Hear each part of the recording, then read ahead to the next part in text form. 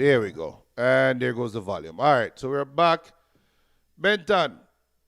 Yes, sir. Oh, go on. Welcome. Early predictions. Um, this is the starting lineup, and I'm sticking with the 2-1 USA. I don't understand how Javon Watson in a starting lineup, but the coach has his players, so we could say we hope for the best and see what going on. So you have 2-1. Yeah, 2-1 US. 2-1 US winning this game. The bottom line is that it's a must-win game for the Reggae Boys, and one would hope that they can muster some level of fight, some level of putting it all on the line. If not now, when, right? Right. That same sort of narrative, right? If not now, when? So, I mean, they need a victory.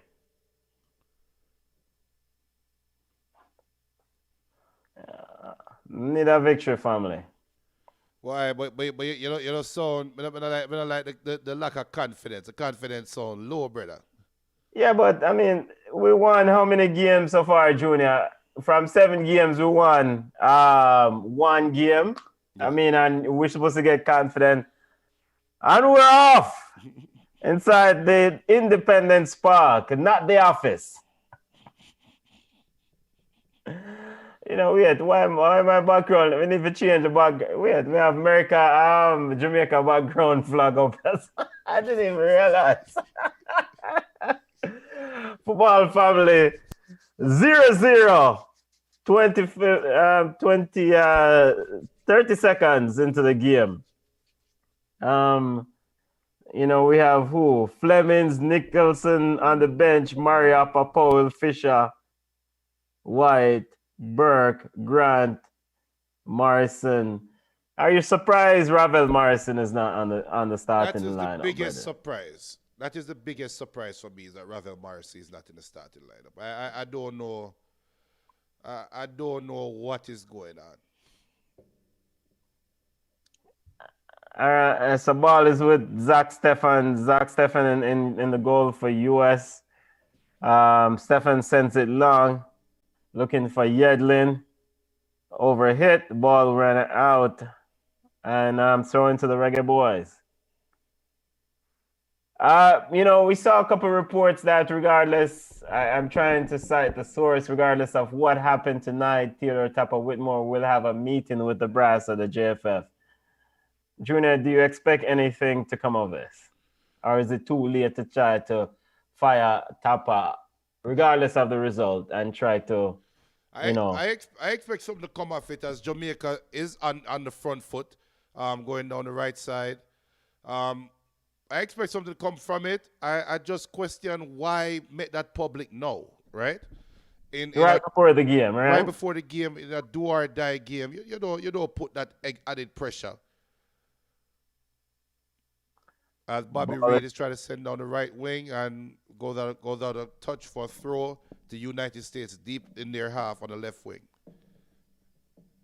So and Bobby Reid, even after a dismal performance in the last game, still keeps the starting position. I think clearly we are watching a different game, family. We on Tapa watch a different game. We talk about Bobby Reid halftime. As big up to It Wasn't Me 22 saying good luck to the boys. Leon Bailey picked it up on the left, tried to get by Yedlin. Ball is out off Bailey, out for a throw-in to the to US. Yedlin qualified for 1 World Cup. That's the Reggae Boys are showing some stats. Of course, we qualified for the World Cup in 1998. Yedlin to restart play. Gamar Toxin Lawrence jumps in, intercepted. Aronson comes short, picks it up, sends it wide to Robinson. And now USA drifting into the Jamaican half. Robinson overlapping, got Haka with him. Haka takes it away, finds Damian Lowe. Damian Lowe looking to find Javian Brown, and the ball is out for a throw into US deep into the Jamaican half. Robinson sends it back in, find Bozio. Bozio sends it way back. Bozio looking for that's what Adams. Adams sends it all the way back to just Zach Steffen. So you're sticking by the prediction after you've seen these lineups, Junior? Definitely, and I think Bobby Reed, his play has been hampered because of the variation or where he's being deployed. I think Bobby Reed is best suited on the right wing with a strong striker up top, getting a lot of service, and I think he's going to get the service today. One-dimensional player. Yeah, he is, but I think he's going to get the service today. You think he's gonna get the service to this? So I think so. Yes. ball is with Blake in goal. Blake sends it long, looking for Mikel Antonio. Headed away by Zimmerman. Picked up back by Antonio. Antonio turns, sends it wide. Getting a bit of pressure there from Buzio. USA comes away with it.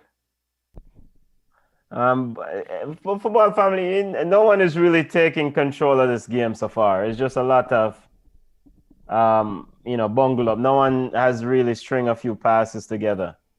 Not yet, but Jamaica does look comfortable though. All right. I'll take you. Look comfortable, fine. We need some goals. We need some goals. Ball is with Buzio. Buzio sends it to Richards. Richards in that midfield for US. Richards to Aronson. Aronson back to Richards. Richards got a bit of pressure there from Brown. Tyler Adams dropping deep. So it seems like Tyler Adams taking on a center back role here for US. Junior. Yeah, I think they're putting him there for his speed. Long ball over top, looking for Aronson, ran out of play, and a goal kick to the Reggae Boys. So Richardson in midfield. So the US had gone with Richards in midfield, and of course they have Buzio. Back kick to the Reggae Boys, waiting for Captain Andre Blake to restart. So Andre Blake has his hand over his heart and holds his hand in the air. What that signal, family? Yeah, the man happy to see some Jamaican fans in the stands. Yeah, yeah, it's good to see. I mean, a nice, decent crowd tonight. Yeah, man. I mean, nice ball is sent to Bailey on the left. Bailey getting a bit of pressure from Yedlin. Pushed off the ball too easy. Early one from Yedlin, but Yedlin objective is to play Bailey close. Ball is with Kamar Lawrence. Lawrence trying to send it, but Ricardo Pepe was quick to close down Lawrence's pass. Ricochet off Pepe out for a throw. Now it's with Bailey. Bailey getting some pressure from Adams. Bailey sends it wide, looking for Bobby Reed, headed up by Robinson.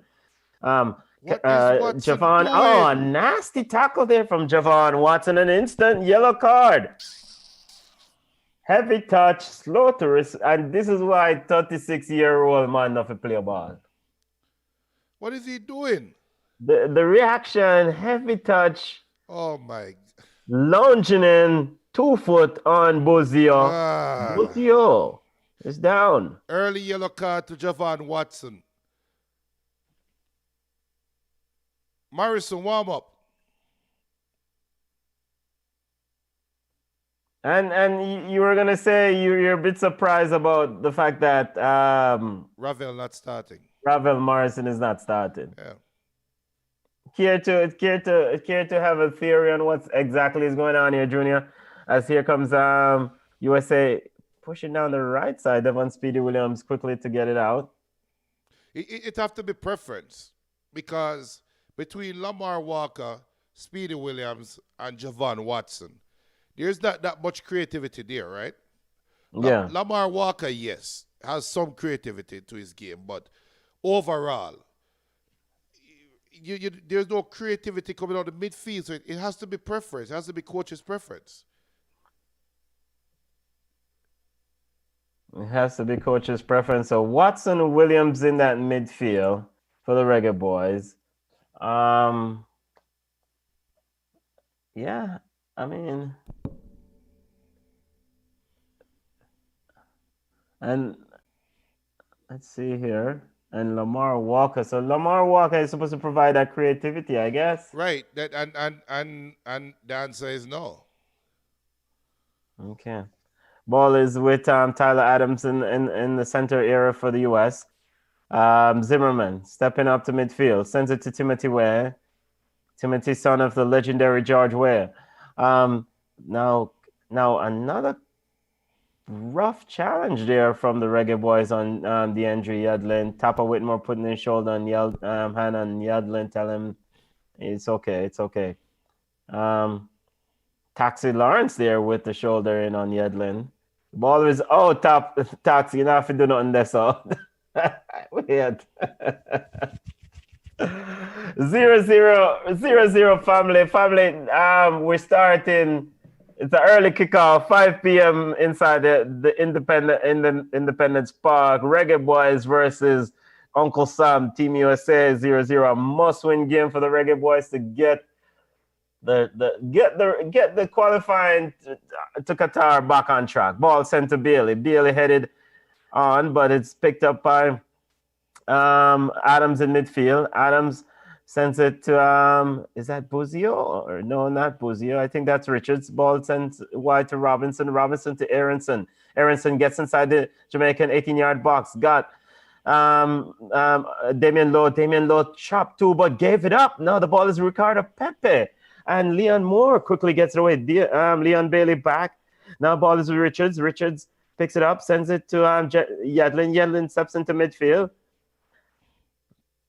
No. The U.S. is now getting into the game. They're finding. Buzio sends it to Timothy Ware. U.S. team moving in the box. What are you moving doing? On Bobby Reed. And a goal from Timothy Ware. What are you very doing? tight angle. Got around Bobby Reed in the box, and a cute angle sends it into the back of the net. Team USA 1, Jamaica 0. What the hell is Bobby Reed doing? And the 50 or so American fans in the stands are elated. Or is that 100? No. All right. Okay. Timothy Ware he was very, very impressive the other night against Mexico. And we're seeing the replay. He dribbled into the box, walk around Bobby Reed, picks it up. Bobby Reed couldn't shield him off after he pushed it around him. Totally keeping his on and play. A very lackadaisical effort from Bobby Reed. Yo, he just wanted it more. We are just wanted it more than Bobby Reed.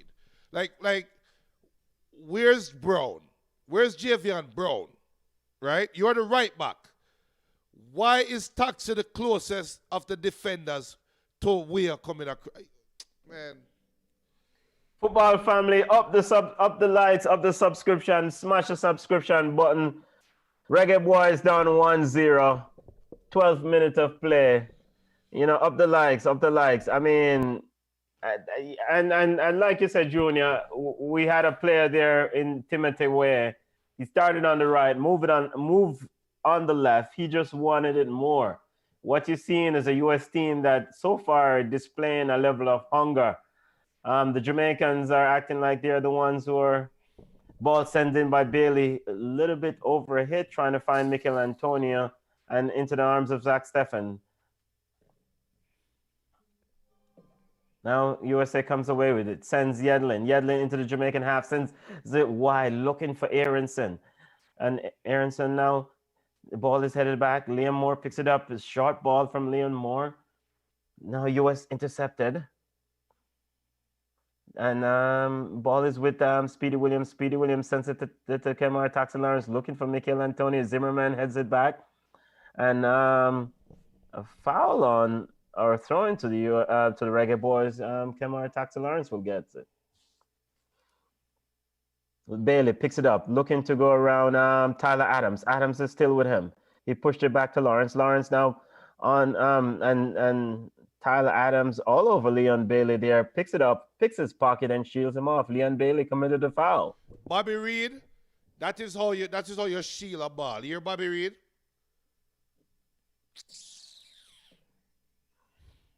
So all right, like even that pass, why Kemar Taxi Lawrence pushing the ball back to Leon Bailey? He has Tyler Adams on him.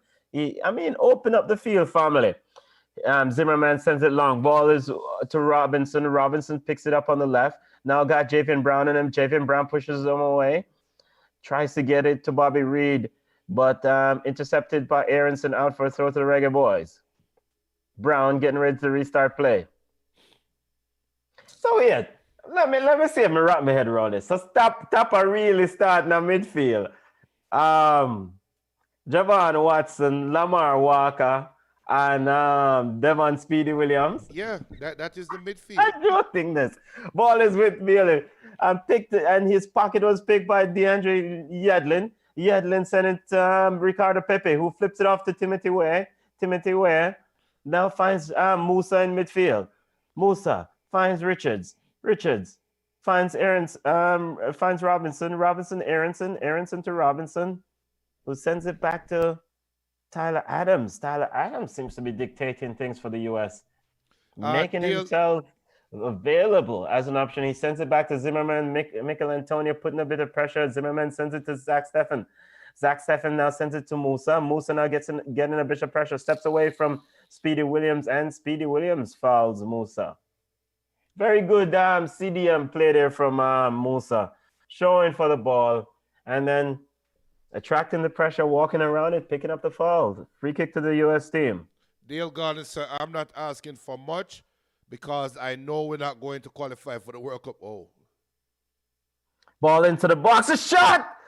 Oh, you a shot! Saved by Andre Blake. Aronson almost slid that one in the box. And finally, an offside is called on Timothy Way, as Ricardo Pepe's shot was heading for goal there, Junior. The worst thing that could happen to the Reggae Boys to give up a goal early. Yeah. And now the psychology of this game starts to take a heavy toll even more, because now you have a team that smells blood, right? And you have a team that's wobbling. So the US is saying, now look, let's just kill them. Let's just knock them out and just end this right here. Yeah. Now, does the Jamaican team does the Reggae Boys have any fight in them to kind of muster something from here in? It remains to be seen. Yedlin sends it right to Robinson. Bozio steps short to pick it up from Robinson now, who sends it right back to Richards. Richards and Tyler Adams seems to be interchanging. Sometimes Richards drops into center back. Sometimes Adams drops into center back and allow Adams to go into the midfield. It's a very fluid moving CDM and center back pairing there for the US. Now ball is with Musa. Finds now ball is sent all the way back to Zach Steffen. Steffens to Zimmerman. Zimmerman sends it long, looking for Pepe. Low heads it on, but now picks up by Timothy Way, who quickly finds Pepe. Now finds Musa. Musa to Buzio. Buzio stepping left. Buzio has Robinson on his left, and Robinson miscontrol, and the ball is out for a throw to the Reggae Boys. Jamaica is currently devoid of ideas. They have no idea. You can tell there's no pattern of play, which is what Dale is asking, saying he knows that we're not going to qualify for the World Cup, but I hope by the end of the 14 matches, Whitmore can tell us what is the team style of play. Well, hopefully after this game, Theodore Whitmore won't be the coach anymore, and we can bring in somebody else who have a vision to move this thing forward, because Tapa is out of his depths from here, from what I've seen of these 7 and a quarter games so far. I mean, Brethren, after a while, even if it's not work, try something else. US with the throw, sends it to Musa. Musa walks around Javon Watson, but he overstepped the ball, and Watson picks it up, looking for a long ball to Antonio, intercepted by US. Now comes away turning over back to the Reggae Boys. Javian Brown has it. Javian Brown with another poor pass, picks up by Buzio, tying Robinson. Robinson sends it to Musa. Musa walks around Javon Watson in midfield. Now looking for a pass. Javian Brown steps into the passing lane. And ball is sent into the Reggae Boys box now, headed back to Andre Blake in goal. Reggae Boys 0, USA 1. Football family, really appreciate those who taking the time to watch the game. Really are watching it with us. We'll continue to give you coverage regardless of what's going on. And Leon Bailey now steps into midfield, it seems, Junior. Yeah, Bailey, Antonio, they are now forced to trap back in the midfield, try to provide some support while Jamaica have 3 defensive midfielders running around. Come on, so we can't defend. Musa in midfield sends it to Richards. Richards sends it back to Zach Steffen in goal. Steffen to Zimmerman. Zimmerman sends it to Yedlin. Yedlin pushing up into the Jamaican half with every opportunity he gets. Really look to try to stretch a Jamaican backline. Zimmerman stepping up now, looking for the runner for Ricardo Pepe. Sends it long, but runs into the to Andre Blake. I'll be right back. Give me 1 second. Blake walking with it in the 18-yard box. Sends it to Lowe. Lowe sends it to Brown. Brown sends it back to Lowe, and a risky chat. Low over a heavy touch and with a lounging tackle there to try to get the ball. And the referee is now calling Low in to talk to him. Very clumsy challenge onto the shin of Aronson. That could have been a yellow card there, family. Heavy touch from Low. No pressure initially. Gave away the ball and had to try to launch or try to recover. Of course, Low went over to Aronson and apologized for the tackle. Reggae Boys 0, USA 1. Free kick to the Team USA on the left side, facing the Jamaican goal. I'm going to say maybe about 30 yards, 32 yards away from goal. Andre Blake trying to direct traffic. Reggae Boys in a spotter bottle, 2-man wall. Walker and Robinson Buzio switches in the box, switches into the box, and he ran out for a goal kick. Why? Football family, really appreciate you taking the time. Remember to subscribe to Ball Chat, subscribe to wherever you're watching us, subscribe to the channel. The US fans, the 50 or 60 US fans in the stands, them happy. They get a vacation and they get to see them team dominate the game. Junior, your thoughts on the 22 minutes so far? Yeah, it's horrible, painful, rubbish, garbage. We started out bright, but now it's like the man them just they have like I said earlier, we're devoid of ideas. There's no method. Ball is with Mikel Antonio. Finally picks it up. Now he's getting a bit of pressure from Tyler Adams and Mikel Antonio with a goal! With an absolute stunner! Pick that out! What a goal from Mikel Antonio! From 30 yards out. It is reminiscent of the one Mr. Anandulu against Honduras. What a box-side goal. Mikel Antonio. Wow. Take that out, Zach Steffen. At least the 5,000 fans have something to celebrate now. I feel good. Good goal, youth. What a goal from Mikel Antonio. Javon Watson looking at him like, what? Get around Tyler Adams. What a rocket, Junior. Well, woo! I feel good. Backside. 30 yards out. Zach Steffen got his finger out. What's them call that? Rat hole? Pigeon hole? What them call that? Right under the pigeon. What a goal from Mikel Antonio. And we're level. 1-1. But you know what is disappointing though is that Antonio have to come back in the midfield and get the ball, man. Give some service. Yo, you know what, Tapa, you know what? Yo. Make a stop right now. Let's get this midfield right. You know what? Paul Hall, somebody make a stop right now because the midfield is non-existent.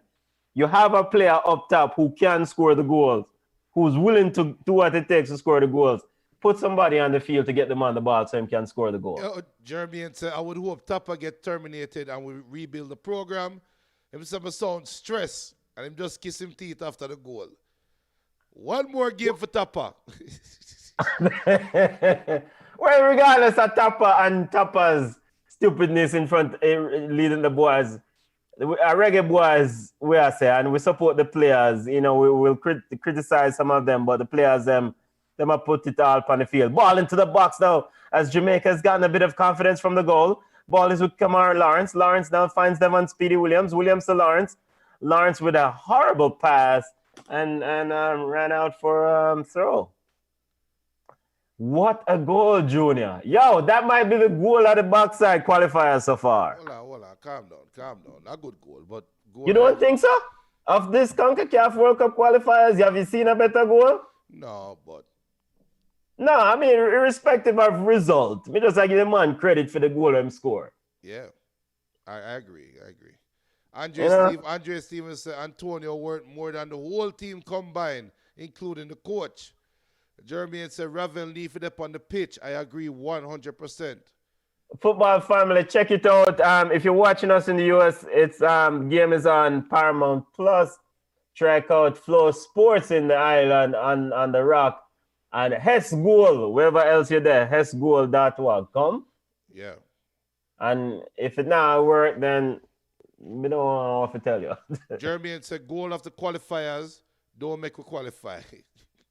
That's true. No, but it's an absolute goal. Now, we have a free kick here to the U.S. U.S. getting ready to restart play. Woo! Now, is that the lift that the Reggae Boys need, Junior? No, the lift that the Reggae Boys need is a midfielder on the field. Zach Steffen gets it to Zimmerman. Zimmerman now sends it long, looking for Aronson, but the ball is overhit into the arms of Andre Blake. Andre Blake telling his team to calm down.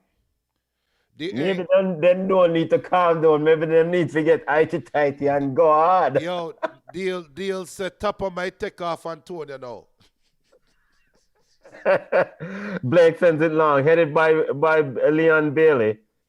But the ball finds its way. A difficult pass from Javian Brown. Hard for... Watch out! Blake beat Aronson in the box. Ball is now with Antonio. Antonio trying to lay it off to Lamar Walker. Lamar Walker overran the ball. Now the ball comes away with Musa. Musa stepping, has Speedy Williams with him. Musa finds Way finds Adams. Adams to Robinson. 27th minute of play. Ball is now with Leon Bailey getting in on the tackle. Even Leon Bailey tackling. Bailey now got a bit of pressure from Yedlin. It seems like Yedlin has been given the job to stay with Bailey wherever he goes. Ball is with Williams. Williams sends it to Antonio. Mikel Antonio bossing it. Bobby Reed, do something now. Do something. Antonio sends it wide to Brown. Brown to Lowe. Lowe sends it to Blake. Now Blake is playing around with the ball and almost turns it over to Aronson there and finally got it out to Lawrence. Wow. Yo, wait. We turn Manchester City. He's like Andre Blake playing and he all right. So you see what happened on that play. He caught Aronson the last time he had the ball and Aronson pressured him. And this time he might try to do the same thing again and Aronson never bite. So now, you know, throw into the US. Yedlin inside the Jamaican half gets it to Ricardo Pepe. Ricardo looking for, he got some pressure from Javon Watson. Now sends it to Buzio. Buzio to Richards. Richards back to Buzio. Buzio sends it to Musa. Musa to Robinson on the left side. There is Bobby Reed providing a bit of cover. Ball is sent back to Musa, and Musa sends it all the way back to Zimmerman. Zimmerman walking into the Jamaican half. Now to Buzio. Buzio to Timothy Way. Timothy running at the Jamaican center of the Jamaican defense. Stepping out is Javon Watson. Now Javon Watson looking to send a long ball as Mikel Antonio looking for press. And Richards is running with him. You can definitely see that Mikel Antonio is definitely causing a headache for the US Spear. Yeah. Center back. No, but like you said, Junior, he has to work so hard to come back, pick up the ball, create. Tapper, put on Rafael Morrison. Just put on a midfielder. Just any midfielder. Ball is sent long down to Jamaican half, and now back with Blake. Blake is walking with it in the 18-yard box as Paul Holland top is in deep conversation. It seems like Tapa tell him on, say, yo, Bridget, just leave me alone. Ball is sent to Mikel Antonio. Mikel Antonio headed down. Now picks up by Bailey. Bailey on the right side. Now has Robinson at him. He's getting a bit of, too hard from Bailey. Looking to slip through Bobby Reed, who was in open space in the 18-yard box. A little bit overcooked there from Leon Bailey. Football family, up the subscription, families. Smash the like button, wall-to-wall coverage of Reggae Boys, EPL, La Liga, World Cup qualifiers. Brazil takes on Argentina at 6:30. We'll give you an update on that game also. You don't want to talk about the idiot side and the blue or white, man. Right, so we already talked about the Reggae Boys, Junior. I mean, it's football. We talk about any side. Now here comes the U.S. Timothy Way looking to send it for Yedlin. Overhit, out for a throw. Throw on the left side. And somebody seems to need some attention. Seems like Damian Lowe might need some attention. And we have a stop and play. Damian Lowe, he's not down. He's holding his back of his left knee. Now rubbing the front of his knee. Give the thumbs up to the referee so that he's okay. Now he's tapping his knee. All right, Damian, be professional, lay down on the ground and make the man come spray your foot, the man. Yeah, it seems like he's having a bit of trouble there. Now the ball is with Blake. Blake sends it long, looking for Antonio. Antonio's getting two on him now. Tries to head it on to Leon Bailey, but overcooked. Cleared out by the U.S. all the way out for a throw. Brethren, you have a player who can be decisive in the final third. That is Mikel Antonio. All you have to do, give him the ball and come out and win. And the other man, them running a space. Now Bobby Reed. And Bobby Reed trying to walk around Robinson. Mikel Antonio picks it up and giving Richards a bit of trouble here. Richardson kicks it out, sends it right back to the Reggae Boys. Picks up by Javon Watson. Javon Watson with an idiot pass straight to Tyler Adams, who's 5 yards in front of him. Doesn't he see the color of the shirt? US comes away with it. Finds DeAndre Yedlin. Yedlin sends it to Zimmerman. Zimmerman now slows the play down, sends it back to Yedlin. We just want so now see them thing there. We just want the man 5 yards in front of him. Tyler Adams, opponent is 5 yards in front of him. He's on no pressure, and he sends it right to him, brother. Ball is with Robinson. Or Richards. Richards now finds Aronson. Aronson now sends it to Tyler Adams. Tyler Adams stepping into the Jamaican half. Sends it to Robinson. Robinson on the left side. Finds Buzio. Buzio to Robinson, who's looking to cross it inside. Ricardo Pepe looking for a pickup option. Low got it out. Now, Speedy Williams gave it away right back to the U.S. in front of the Jamaican 18-yard, on top of the Jamaican 18-yard box. Musa picks it up. USA trying to get control of the game. Buzio sends it back, way back to his to Zach Steffen, who comes out to get it. Yo, 2 times is a non-contact injury for Damian Lowe. Like he hyperextended his left knee. Yeah, Damian Lowe, but he's still soldiering on. And another nasty challenge here. And in terms of the backup center back we have on the bench, we have Mariappa on the bench. I mean, I suspect if Javon Watson can go into center back if needed, Junior. So Jeremy and I said it looked like Hakov's secret for Tapa. True. Yeah, that seems to be the consensus. I mean, because this is cannot based on merit, right? It cannot based on performance. I mean, I understand managers have players that they like, but at some point the player has to perform. You can't have 3 midfielders and not one of them can pass the ball 5 yards in front of them? Ball is with Blake. Blake sends it long, clears it out. Ball is with Bobby Reed now, looking for Mikel Antonio. Mikel Antonio getting a bit of pressure and a foul. As Richardson fouled Mikel Antonio. Mikel Antonio looking to send Leon Bailey behind and intercepted by Zimmerman. Bailey now pressing Zimmerman. Zimmerman sends it wide to Yedlin. Yedlin with a bit of room. If you want a match link, go to hesgoal.com, HESGOAL.com. You can watch it there. If you're in Jamaica, you can watch it on FlowSports. If you don't have a subscription, hesgoal.com works if you have a VPN.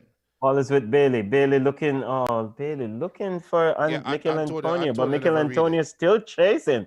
Zach Steffen is out of his 18-yard box. Now he kicks it. Now Zach Steffen sends it to kick the ball and goal to my youth.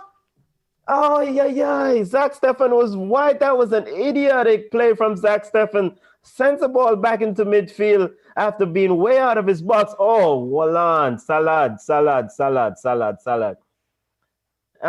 Robinson tries a nutmeg on No, he not try it. Javian Brown there. He not try it. He boss him baggy. Yeah, Javian Brown got but as back to the Zach Steffen play. Zach Steffen, football family, the ball went out of the box to the left side. Zach Steffen kicks the ball back in up the field, intercepted by I think it was Lamar Walker. Looking for a quick pass. I mean, inside the US half, they could have taken a shot. Zach Steffen was out of the goal. With an empty goal. Just get the ball and goal, man. Ball and goal. Zimmerman now looking to send it long and overhit. Now Kemar Toxin Lawrence retrieves. No pressure. Sends it to Andre Blake. Blake walking.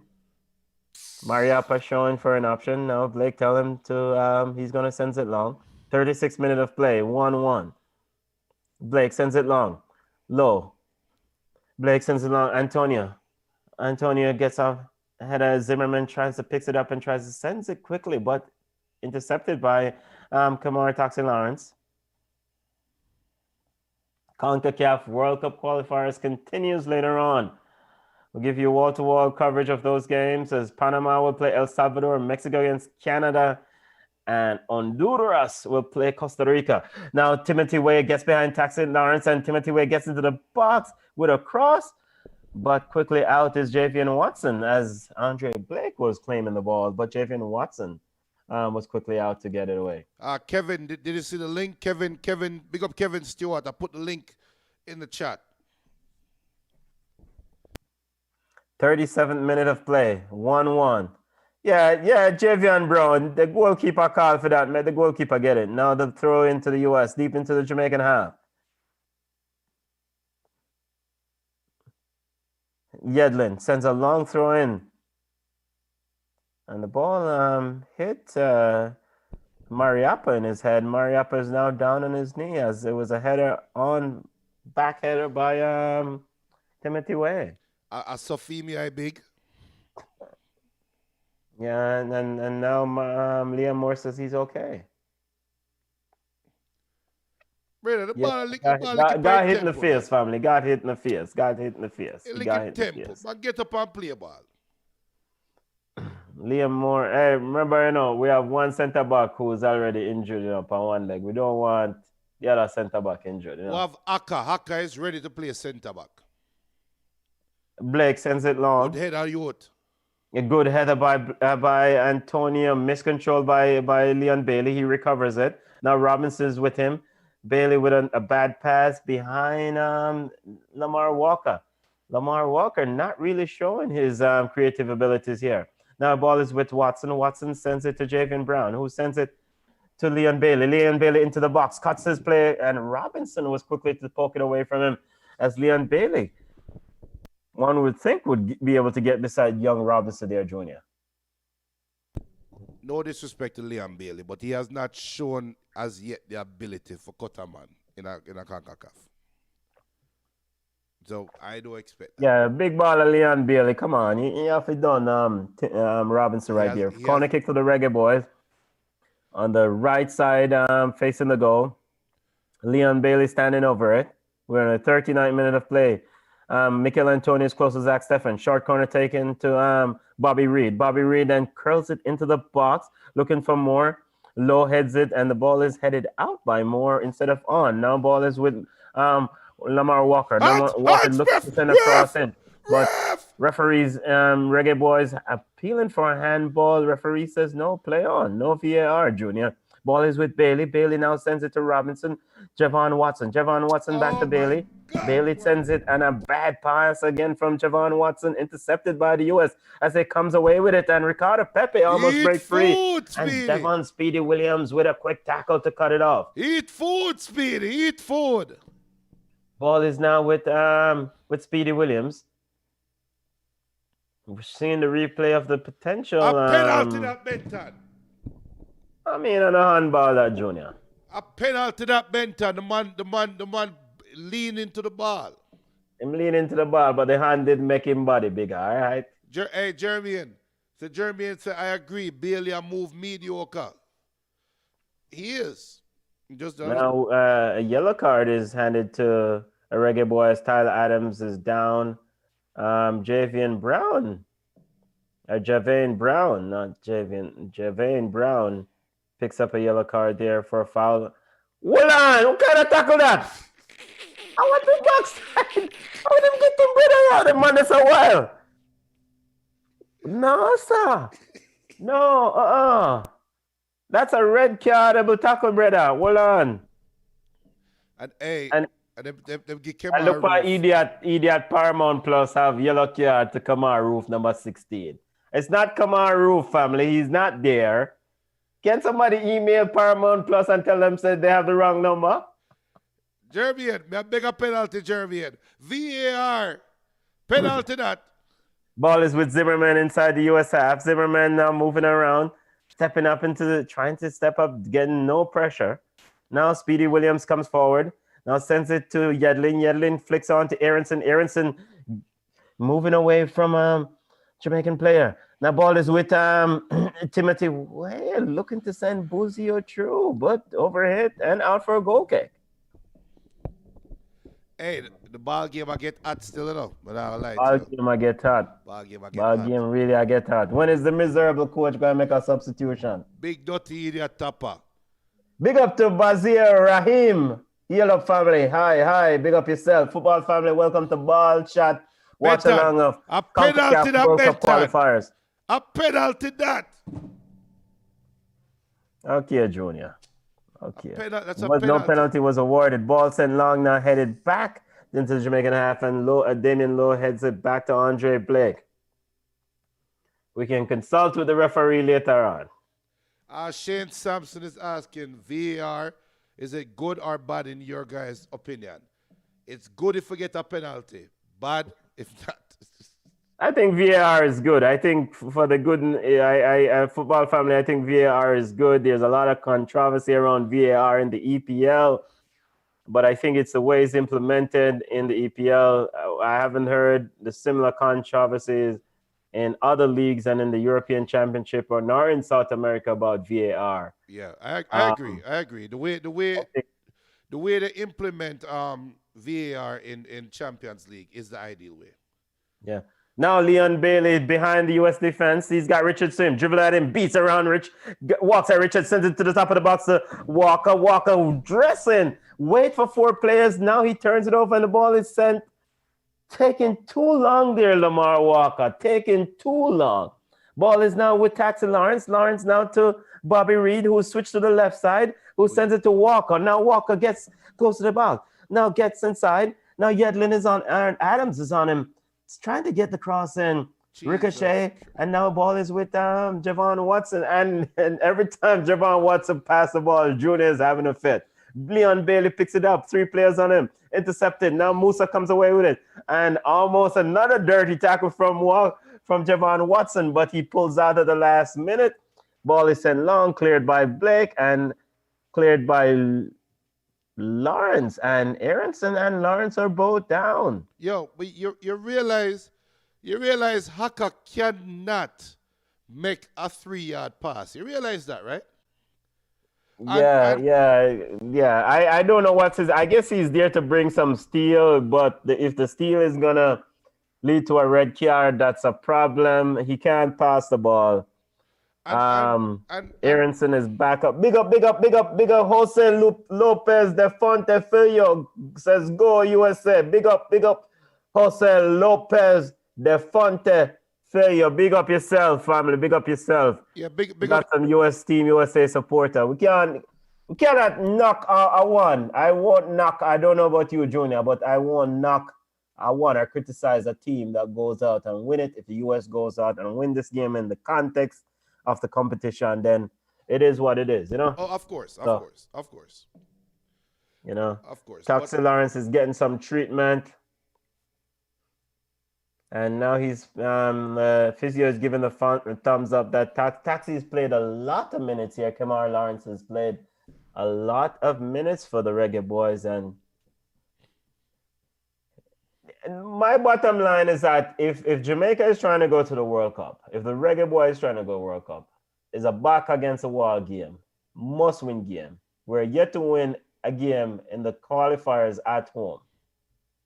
You can't go Granny used to say you have to dance a yard before you dance abroad. Have to win at home. And today is a chance to start it. Now USA is asking for a penalty kick. After a restart, Aronson and Buzio, Musa all asking for a corner penalty kick. Junior, what were your thoughts on that one? No VAR. No VAR. Andre is saying the physio looked like he could use a physio himself. Yes. Buzio with the corner kick into the box, headed out by Javane Brown. Robinson picks it up. Brown quickly out, and referee calls a goal kick. Robinson is asking for a free kick, but you know what? I have to give Brown credit there. Javane Brown, I have to give him credit. He was quickly out. He was the one who headed the ball out of the box to clear it, and he was the one who was quick to get out to Robinson. We could use some of that quickness to close that ball down the other night against El Salvador on that goal, Junior. Who could have used the quickness to close down Timothy Weah too? So let's not get... Andre Blake is getting ready to restart. We have a goal kick. We're into added time, family. Football family, you're watching Ball Chat, watch along of USA versus Jamaica. We're going to do the Mexico-Canada watch along, Junior. Hello? Halftime, 1-1. Reggae Boys, Mikel Antonio with an impressive goal. And canceling the goal scored by one Mr. Timothy Way. And Timothy's goal was a cheeky, well-placed goal inside, the 6-yard, on the edge of the 6-yard box. Yeah, the angle was tight. It was definitely two good goals. It's two very good goals. I can't even say as good of a goal as Mikel Antonio's goal was. If I was a USA fan, I would be disappointed that I didn't close it down early enough. Yes, right? Yes. And Zach Stefan, you should have seen the ball coming from 40 yards out.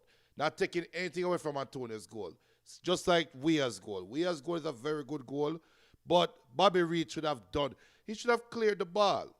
But you know what? Bobby Reid looked like an attacking midfielder trying to defend a ball in the box. That's what Bobby Reid looked like.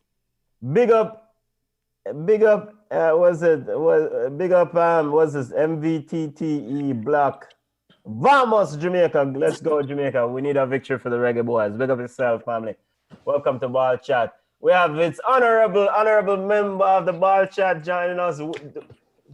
Yo, what going on, family? Boy, I feel good, brother. This is the best showing all tournament. Honestly, the only thing I would say is I don't understand the Lamar Walker start. I don't understand that. I mean, while I can say, I understand why him start Haka, him trust Haka, me just think say we could have do a little better in the middle with somebody else. Yeah. But the team are play good. the team are play good. They now sit back and not allow America to attack them. Right? They might take control of the game. When they have the ball, they might take control of the possession. This way I wait for from long time to see the man and play the game that way here. Right. And a week you want a little full goal. Right. But so you think 4-3-3 is the ideal formation then for us? Say that again? So you like the 4-3-3 formation, right? Honestly, I don't really like the 4-3-3 formation. Right. And they're not playing 4-3-3 from what I'm seeing. It don't look like 4-3-3 because you don't have Leon playing out wide. Leon almost playing like him and Antonio are playing two central forward position, which I think is the best formation for us. I don't like the three up top because then when the guys are playing too wide up top and you have one guy in the middle of the field, we don't get a lot of opportunity for layoff passes. So you see, for example, the ball that Leon Bailey 5 minutes ago just gave to Lamar Walker. We don't see passes like that in the previous games because I think the guys are playing too far apart. I don't understand why Lamar Walker never just kick the ball to the goal. Where dress up and just take a shot. Yeah, just kick it to goal. Slingstone is saying 4-4-2. Jermaine is saying we need 4-4-2. Back to basics. Yeah, man, I agree 100%. We have Ann. Ann is on the line. Hey, Ann, how you doing? Hello, Ann.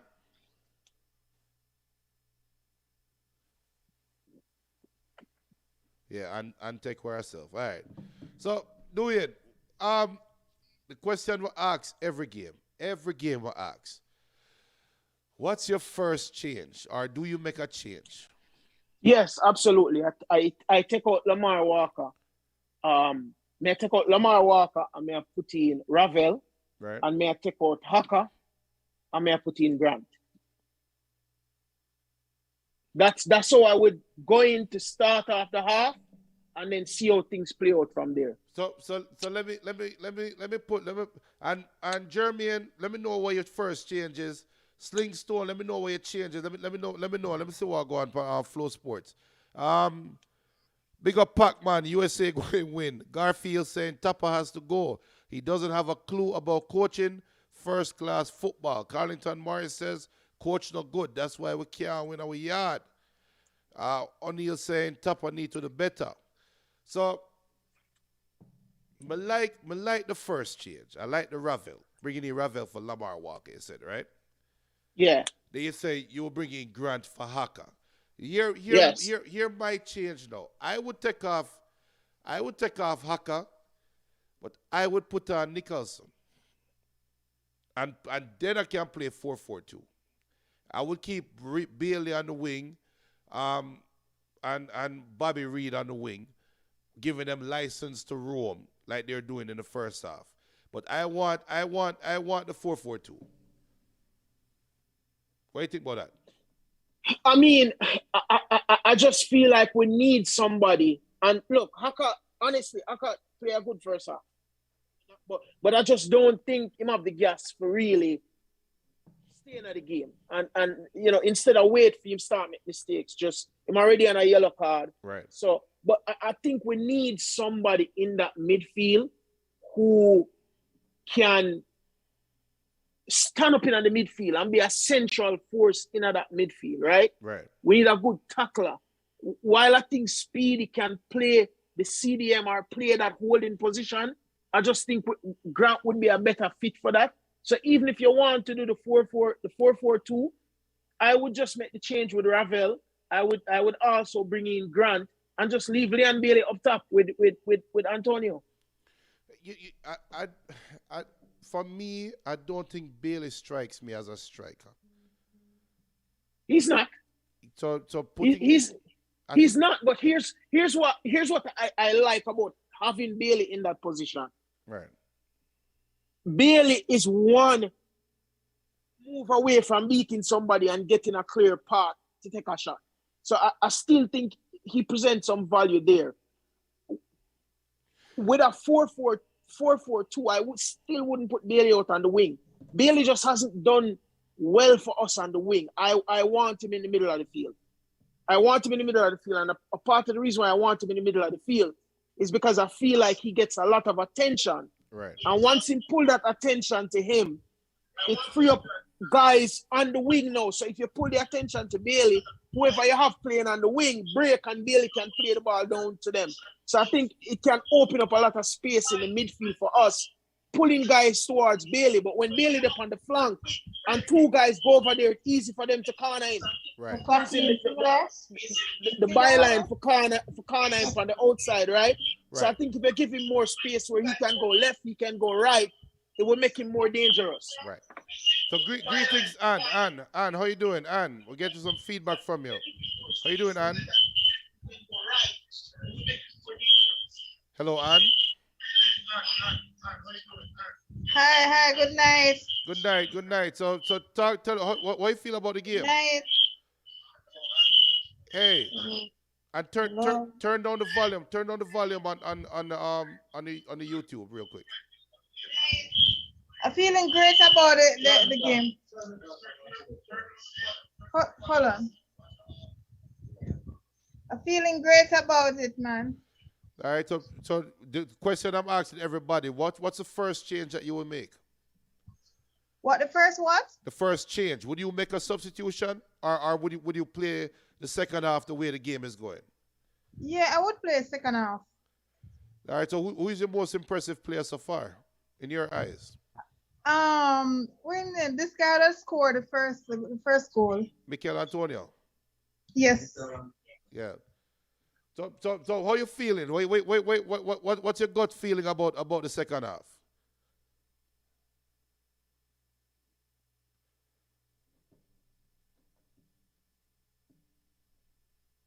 Hello, Ann.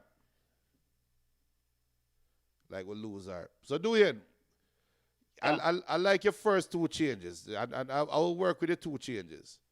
So what's your gut feeling about the second half? So my gut feeling about the second half is if we can come out and keep the same intensity for the first 15 minutes. Because I think the US get a sucker punch in them face, right? They weren't expecting the team to come out and play like this, right? So it almost seems like US came in expecting to win. And I think that first goal even gave them a little more hype. You know, right. they were feeling themselves a little bit. And I think that played to our advantage because once we scored the goal and the momentum shifted a little bit, you know, US wasn't prepared for that. But now going in the half, you know, I think they have a decent coach. He's going to have some kind of plan to come back out in the second half. If we can sustain that and maintain our composure and maintain the way we're playing, I think that will put us in a really, really good position. We've been in the danger zone where we had some opportunities that we could have do a little better job and at least get some good shots on goal. So I think we probably have another 1 or 2 goals in us if we continue to play the same way. But the important thing is to keep them out of our goal. Right. First 15 minutes of the second half is very important. Right. I said Denzel trying to come in, Glenton trying to come in. Forward, quick. Our second half probably is about to start in a couple of minutes. Forward, quick, and let us know what you think. So the first 15 minutes is key for you, Duane. Benton, I think Benton is back as well. So the first 15 minutes of the second half is key. I agree with you. That first 15 minutes is key. But that last 10 minutes, that Jamaica fought 3 games that we know. Mexico, Costa Rica, and El Salvador. That last 10 minutes. Worse if Jamaica go up 2-1. That last 10 minutes is my worry. I mean, yeah, Glenton, big up yourself, family. Go ahead, Glenton. This is like Mr. McLeod is having some issues with his audio there, Junior. You know, personally, like I said, back against the wall game for the Reggae Boys. Leave it all on the park for the next 45, 48 minutes. No time for rest. There's no tomorrow in this in this road to Qatar. Tomorrow it is no. 45 minutes that like Dwayne said, they scored that goal and the Jamaican goal was a sucker punch the US faced. US didn't see that coming. I think they expected Jamaica to wilt away. So now you're back in the game. Command the second half and elevate and just put this team and win this game by any means necessary within the rules of the game. Win this game and get this road to Qatar back on track. Because you can't go to Qatar and can't win a yard. True. I don't know how we're going to do it. As a big up, come on, watch. Come on. As I said, just score one more goal than them. I don't know how we're going to do it. And a critical point, as you both say, is that the last part of the games, we have given up goals late. Everybody needs to stay locked in for the game.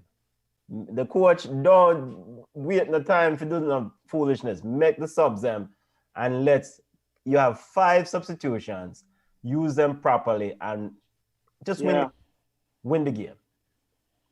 Yeah. Yeah, and look, I think the US is really the best team so far all tournament. So if you can come in and beat the best team, that does a lot for confidence. Hopefully from this game, Tapa can pick up on something or Ghana something where he can decide on a core starting group so we can expect the same level of energy and the same level of play going into the rest of the tournament to start out the games, because that's been our problem. It's every game, it's a complete different team. You can't figure out who is who and who is supposed to be where on the pitch, and a lot of problems. And I'm really, really surprised. Talk about them giving the US a sucker punch. They give me a sucker punch because I wasn't expecting this type of performance from the team. But we have to give them credit. I have to give Tapa credit as much as, I think Tapa needs to go. I have to give him credit for the way the team played the first half. Yeah. As Dog joining us. Dog, what go on? You unmute and hear what go on, family. How you doing? Real quick, second half soon starts. So, Dog, what's up?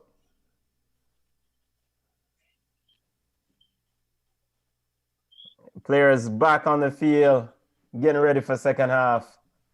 Football family, we have to go get the calls them afterwards because second half is about to start right now. So jump back on at the conclusion of the game. Will the referees in the middle? Players are out. We're getting ready to restart. Big up. Soon up on the other side. Yeah. All right. Bless up, family. Junior, ready again? Referee getting ready to restart. No substitution no changes that I can see.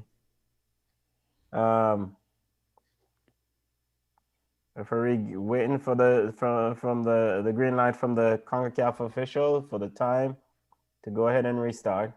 And we're off. Big second half and the road to Qatar. We're off Independence Park as the Reggae Boys look to restart the campaign. Long ball downfield.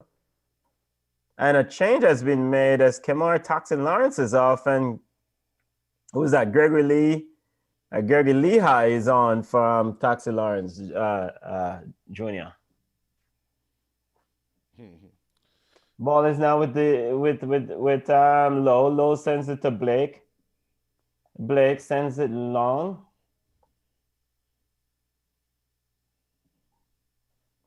Now, have you ever watch this Gregory guy play?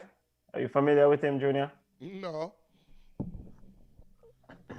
All right, so football family, just want to let listeners know that Reggae Boys made one substitution. Gregory Lehigh is on for Kamar Toxin Lawrence, who seemed to have picked up a knock late in that first half. And Johnson is saying, remember, this is a second half team.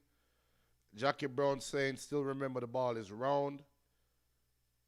Mr. Special Edition saying, you see, we need fans in the game. They are very important to the game. I agree. Yes. Come on, Reggae Boys. You need something. Win, lose, or draw, just leave it all on the field. Leon Bailey picks it up in the midfield. Leon Bailey steps away from one. Have Bobby Reed running beside him. Sends it to Reed. Reed miscontrol. Or probably would say it was a poor pass, but US comes away with it. US setting up in a 4-3-3 formation. Anthony British said, give Paul Hall a chance. You know, Aronson, Pepe, and Timothy Way leading the line for the US. In a 4-3-3 formation, Richards now looking for Musa. Ball is picked up by Speedy Williams. Speedy Williams to Leon Bailey. Leon Bailey is quickly closed down by Richards, and a foul is called by the official inside, close to the center circle. And Jamaica... Al Adams over the check on Leon, make sure he's fine. Jamaica has made a tactical change. Leon Bailey is now playing in the 10th position right down the middle of the field. Reggae Boys playing a 4-4-2 formation with Lamar Walker and Mikel Antonio leading the line. According to Paramount Plus. Let's see what I say. No. Yo, just look what in front of you, brother. I'm just say you're a Paramount say, all right? They're playing a 4-4-1-1. Ball is sent in by Devon Speedy Williams. Looking for more at the back post. Now it's with Leon with a shot. Ball came out to the 18-yard box. That was a good effort, Junior. You know, Taxi will handle better with that, though. You said Taxi with that one? Will handle better with that. Well, I don't know, but somebody took a shot. Good shot, though. Good shot. I'm just joking, but good shot. Yeah, I mean, and more importantly, Javon Watson was running to it, and Lehigh decided to command it and take it. You know, so now goal kick to the to US. Ball is back in play to Richards. Richards looking for a long ball, trying to find Ricardo Pepe.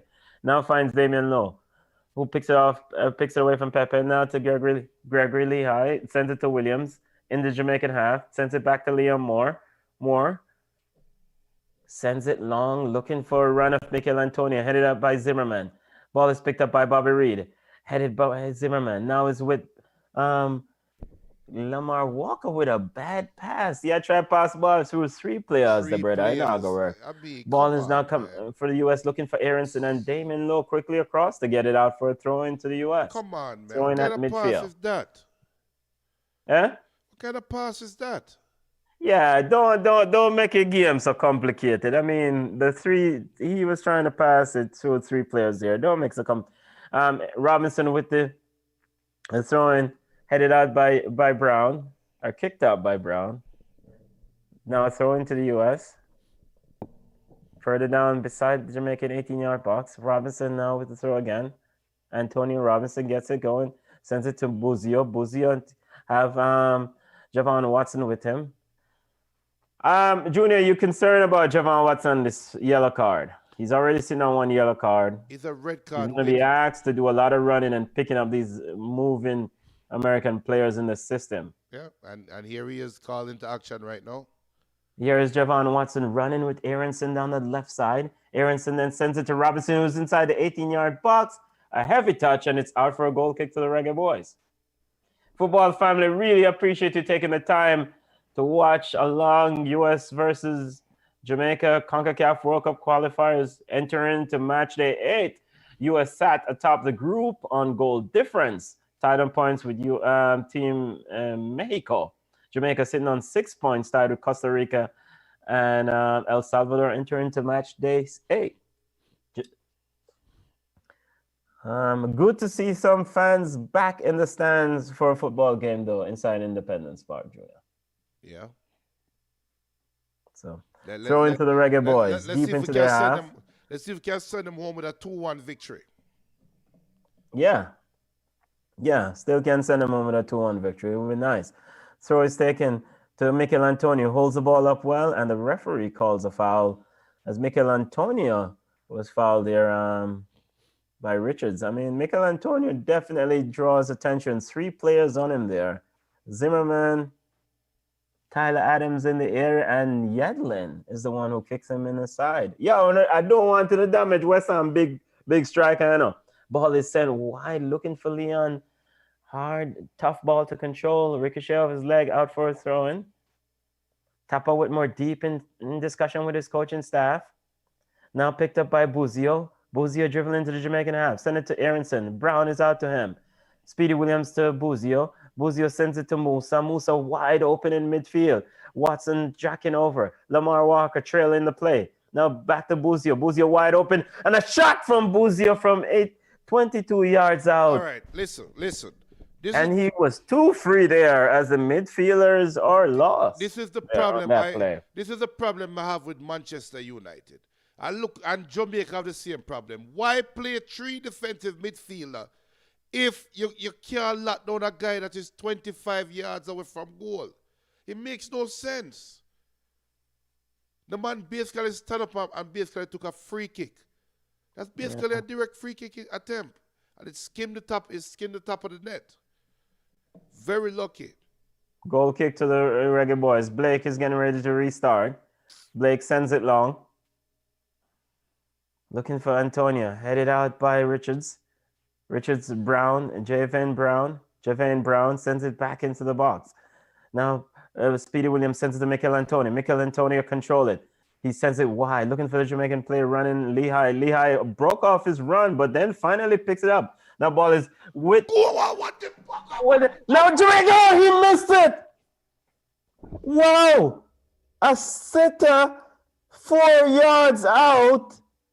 Goal gaping.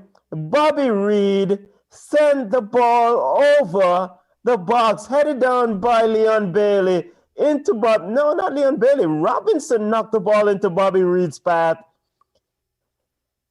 Zach Steffen quickly out, but he should have done better, Junior.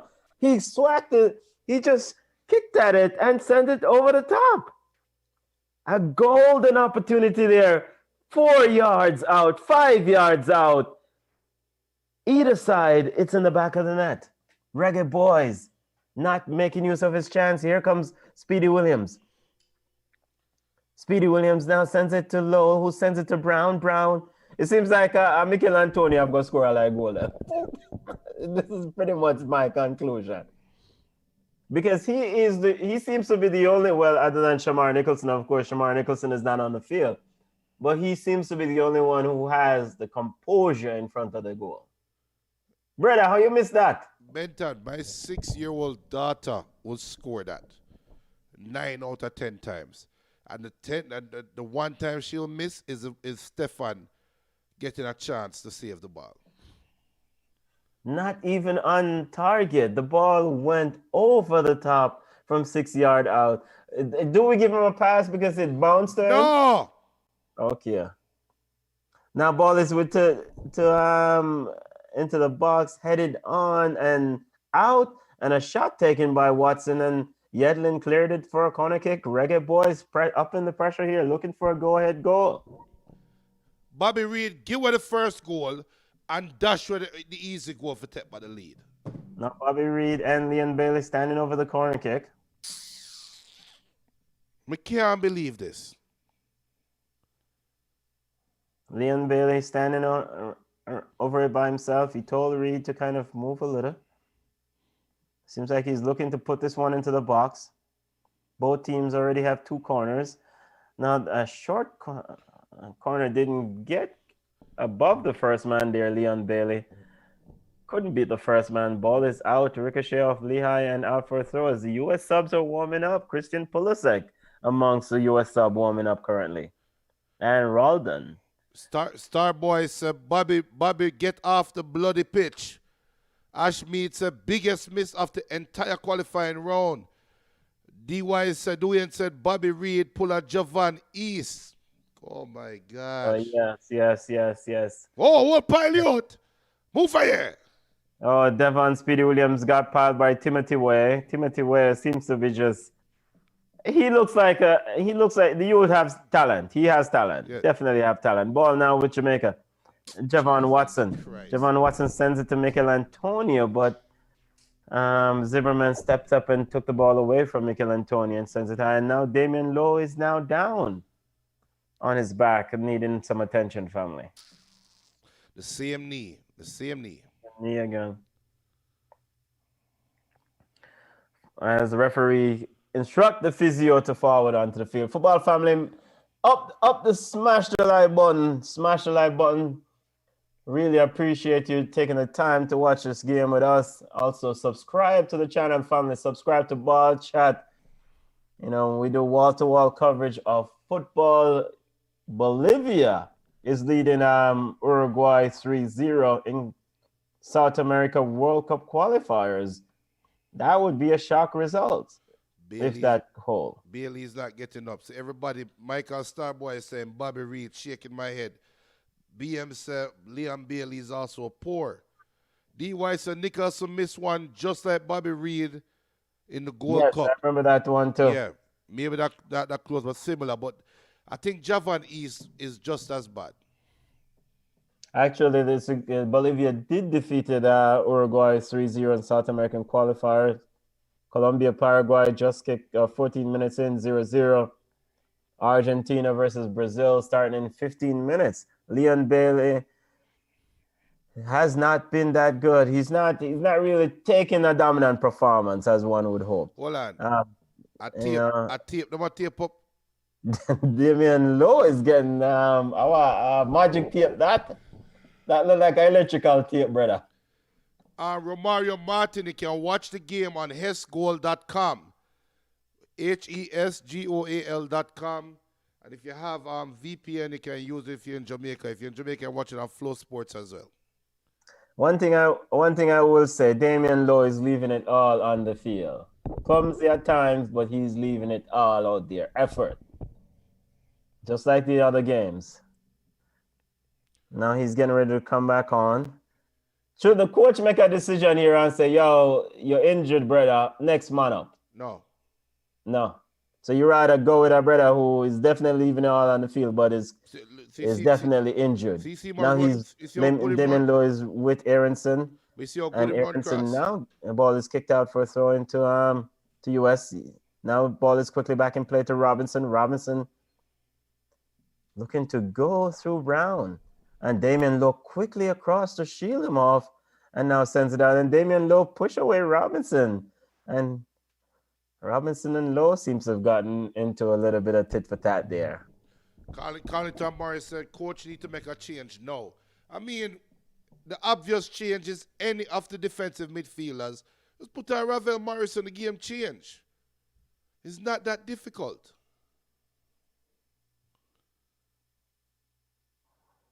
Damian Lowe, we've seen the replay of the Robinson versus Damian Lowe. You know, tit for tat. You know. Referee have had a discussion with both players. Now we're back in play. Sent long, headed by Mikel Antonio. Now the ball is with Buzio. Buzio getting a bit of pressure from Leon Bailey. Leon Bailey running with him, but Buzio is carrying it towards the Jamaican 18-yard box. And Bailey recovers it, takes it away from him. Now sends it to Lamar Walker. Lamar Walker sent it to Bailey. Bailey opens up the field, sends it, overhits it. Seems like the bad pitch there is affecting Leon Bailey Jr. Who you want to co-sign that? To a bad pass that by Leon. Bad pass. He shouldn't have. And you know what? And I don't want nobody to say we're bad minding Liam because we're not bad man. We just call the game as we call the game. Backside. Any man make bad pass, we are call it. No, if Christian Pulisic make bad pass, we are call it. No man above reproach. He's tracking back and he's working really hard. It's just that it's here comes Robinson. Robinson to Aronson. Aronson now back to Robinson, but intercepted by Brown. Ball with Damian Lowe. Damian Lowe looking to send Mikel Antonio free, but picks up by Richards, who sent it back to Zach Steffen in goal. We need a sub, Junior. Ball is with Zimmerman. I mean, it's obvious. Just take off Tyler Adams. Any one of them. And I mean, does playing Lamar Walker in midfield here really do him any sort of justice? Ball is played to Yedlin. Yedlin to Timothy Way, but it's picked up. Now ball is with Musa. Musa sends it wide for Robinson. Robinson trying to flip him on into the box, switches into the box. And it's overhit and out. Gregory Lehigh allowed it to go out. Reggae Boys throw quickly to Bobby Reed. Bobby Reed now sends it to Mikel Antonio. Heavy first touch by Mikel Antonio. Ball is with Musa. Musa to Buzio. Buzio to Robinson. As US comes, US up in the pressure now. Being dominant in the last 5 or 10 minutes or so. Miss pass into Ricardo Pepe. Now Yedlin intercepted Gregory's pass. Now US still commanding possession in the Jamaican box. Robinson again into the box. Now headed out by Low to now Bailey gives it away, and here comes the US again with the ball. Jamaica, yo, Bridget, now have to hold the ball for you a little bit. Have to hold the ball for you a little bit. Yo, what will it take to give Ravel Morrison a run? Just give him a run now. America is making all these changes. As Christian Pulisic and Kellen Acosta gets ready for Team USA. Coach Tapper Whitmore standing on the sideline with his arm folded. Now ball is with Musa. Musa sends it wide to Robinson. Robinson stepping forward into the Jamaican half. Finds Aronson. Aronson now and the players you know one thing about Javon Watson Jr., one of his quick outlet is to slide. Yeah. What a brother for Lidong. Everything is slide. But I guess when the speed has left you, that's the only other thing you have. Or what little speed he had. Well, yeah, I was wondering what speed you're talking about. What little speed you have. Throw into the US as US but on a serious note though, the US punched us in the mouth. We fought back and take back the game a little bit. Tapper, do your job now and help the players. Now here comes Aronson. Aronson trying to send it into the box. And a ricochet of Damian Lowe out for a corner kick. And Tapper Whitmore and Paul Hall are still in discussion as Craig Berhalter, the U.S., get ready to put on Christian Pulisic and Kellen Acosta. It's a must-win game. You have to win this game. The boys on the field fought so hard to come back in the game. Help them out. Corner kick to U.S. Coach, man. I'm full, man. Buzio standing over it. Corner kick is from the left side. Ball sent into the box, headed out by Lowe. Now Lamar Walker trying to get ahead of Tyler Adams. Adams intercepted it. Now Adams picks it up. Walker grabs onto his shirt, but Adams able to get away from him. Send it to Timothy Weah, who sends it across the goal, headed away by Damian Lowe and out for a throw. Now Buzio quickly back into Aronson. U.S. trying to up the ante. Good turn from Tyler Adams away from Lamar Walker. Lamar Walker is having a trouble keeping up with Tyler Adams. Ball is right side with Timothy Weah. Now, Bobby Reed is on Weah. A couple step over, sends it in, but Gregory Lehigh quickly steps out. Now finds Evan Speedy Williams, who sends it to Mikel Antonio, who bulldozes his way around one, sends a long ball looking for Leon Bailey behind the defense, but Robinson steps into the passing lane, and USA comes away with it. Richards sends it to Zimmerman. Zimmerman and Richards, finally a bit of slowing down of the play. Tapper is pointing. No sign of any substitution coming for the Reggae Boys. The two U.S. subs are standing waiting for introduction. Now here comes Musa, steps around Bobby Reed. Musa finds Timothy, sends it wide to Yeldlin. Yeldlin looking for a loopy cross and overhit out for a goal kick to the Reggae Boys. You know what's going to piss me off? Jamaica's substitution is going to be Corey Burke for Bobby Reed. So the U.S. substitution, Christian Pulisic is coming on for Timothy Weah. And Kellen Acosta is coming on. Hard-working Kellen from in the midfield is coming on for... Let's see who Kellen Acosta is coming on for. Pulisic is chomping at the bit to get on. Good game from Timothy. I thought he did well.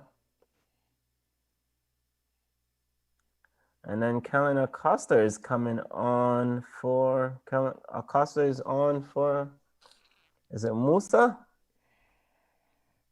Let's see. Still waiting the final confirmation. I didn't see who... Yes, Musa is off and Kellen Acosta is on. So U.S. made two substitutions. Captain America, a.k.a. Christian Pulisic, is on. A game changer, Junior. Oh Ball my is sent wide and picked up in the midfield by Javon Watson. Javon Watson with a horrible pass over the back, looking for nobody, and it's into the arms of Zach Steffen. Here comes the USA with it on the right side. Zimmerman looking for a long ball. Now another bad pass, and it's overhit, and it's sent down to Blake. Blake sends it long. Mikel Antonio contesting header. Now Lamar Walker on the press, doing a bit of pressure there on Zach Steffen as the ball was short. Zach Steffen finally got it away out for a throw-in Junior to the Reggae Flemings. Boys. And finally, Tapa Whitmore is getting Ravel Morrison ready. Brother, look at the man and tell him man for come play. Ravel Morrison Flemings and Anthony Grant are both coming into the game. and Junior Flemings are both coming into the game. So 3 substitution has been ready by Coach Theodore Tapa Whitmore. 6 or 7 minutes in the game. A 68 minute. And I love Junior Flemings coming on with 20 minutes left to run at them. Yeah, Bobby Reed is coming off. Flemings comes on for Bobby Reed. And Bobby Reed, take off at 10.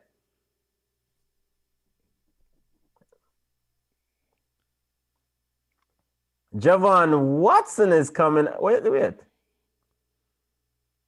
Wait, I don't Javon come on. Is Lamar Walker is coming off for Ravel Morrison. But Javon look like him will come off and him number to go up here. Well, I guess he must be coming off for Anthony Grant. And then Javon Watson comes off for Anthony Grant. Well, Tapa, learn.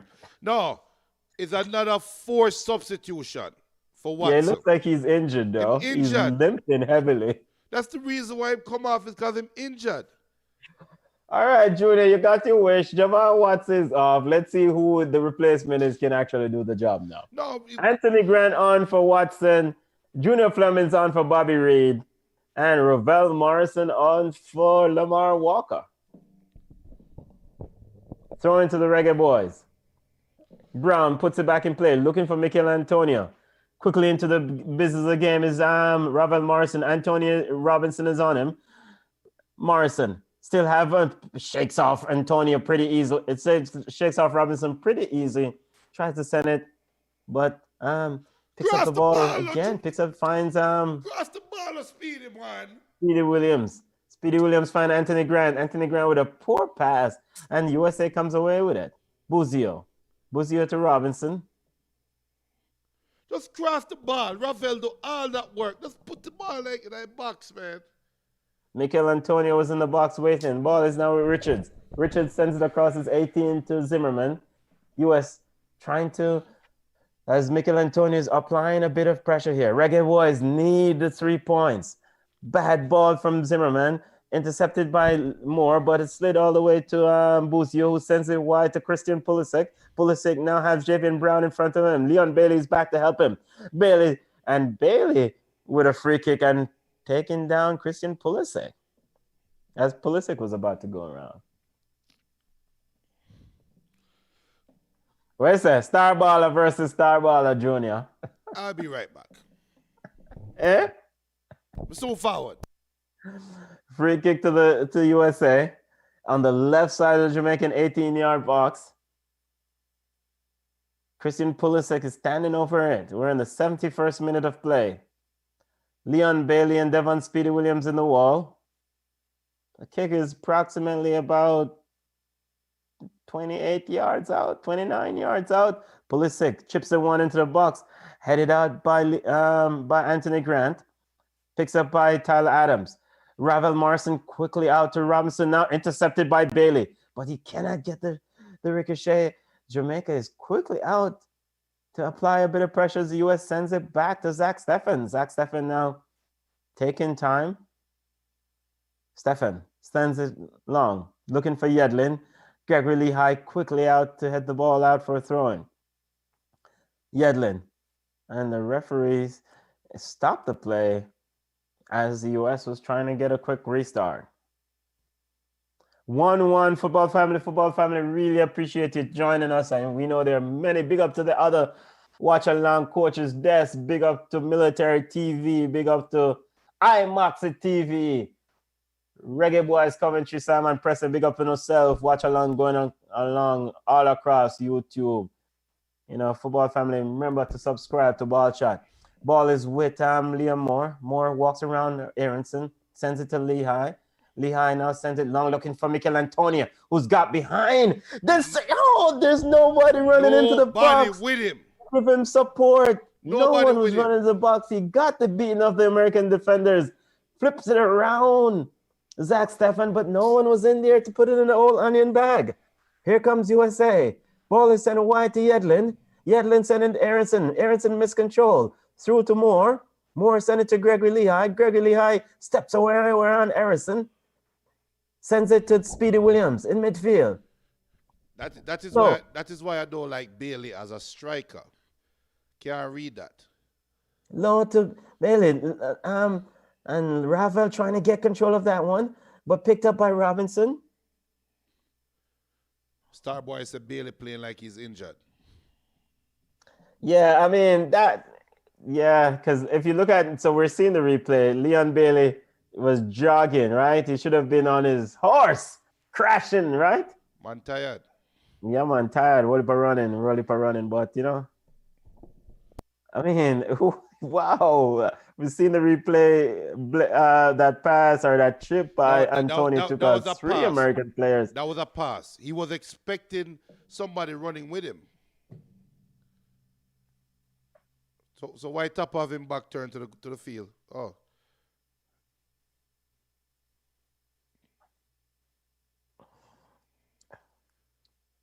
Watcha. Anthony Grant getting a bit of pressure.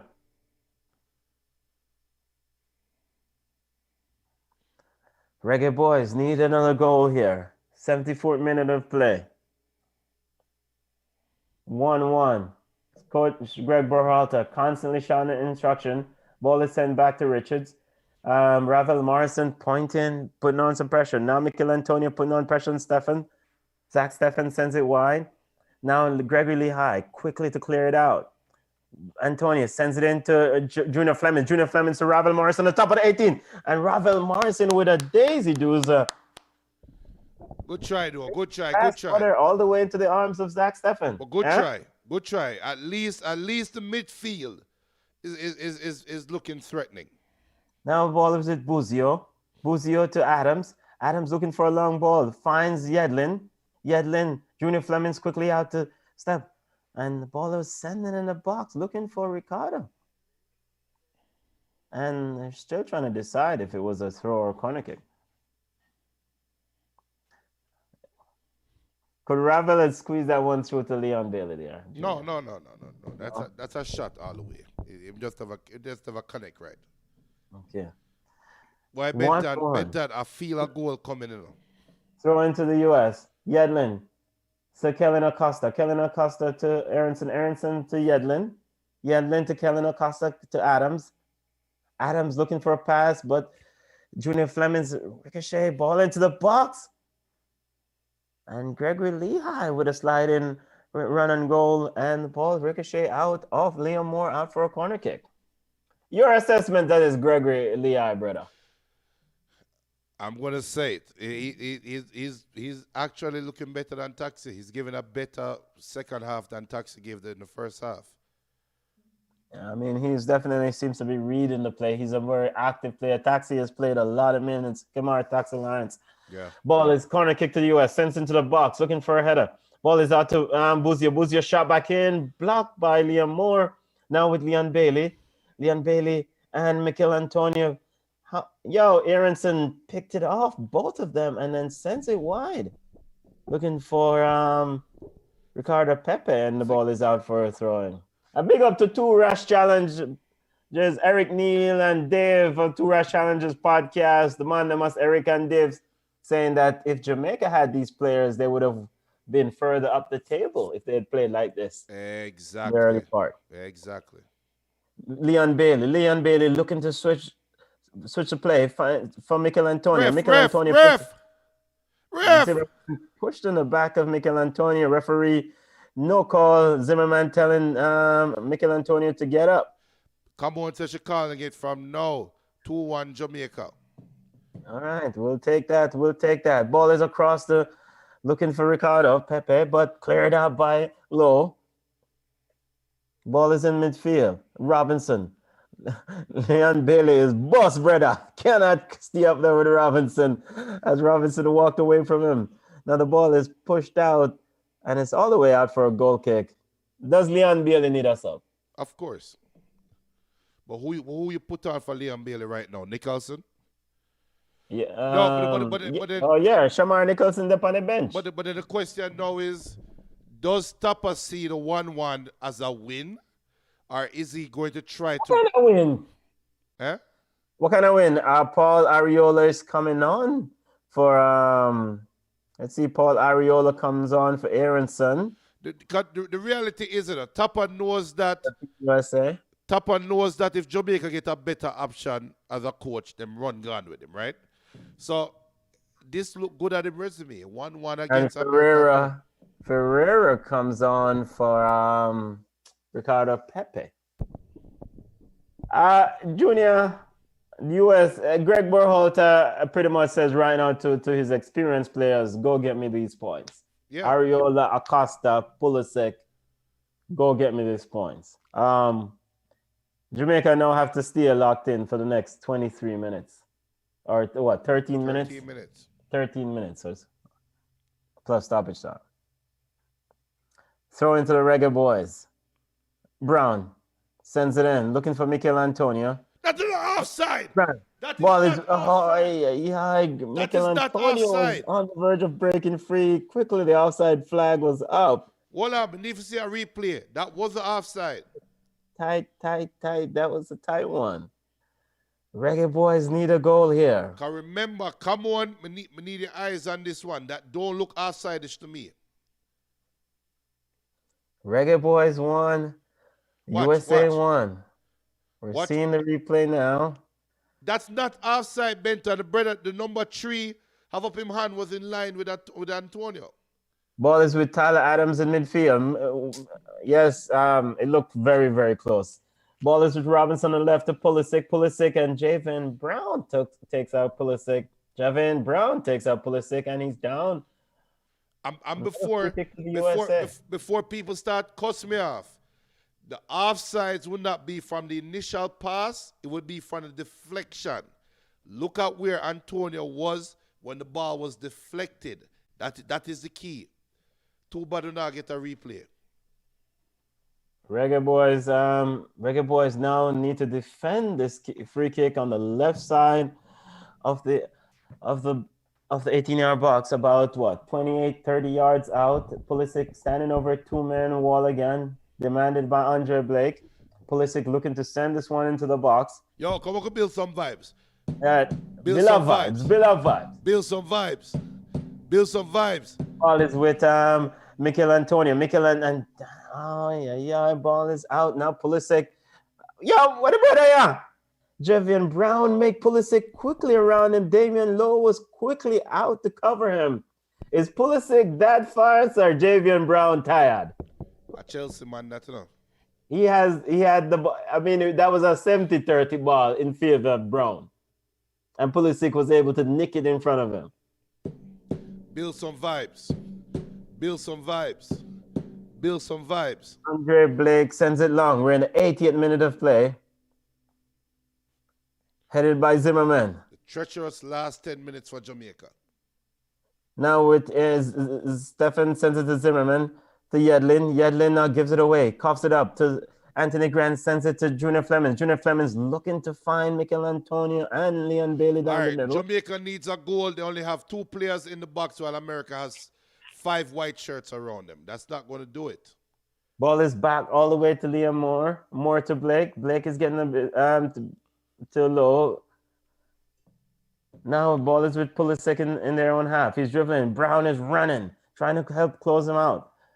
But Damian Lowe again with an aggressive tackle to close out the ball.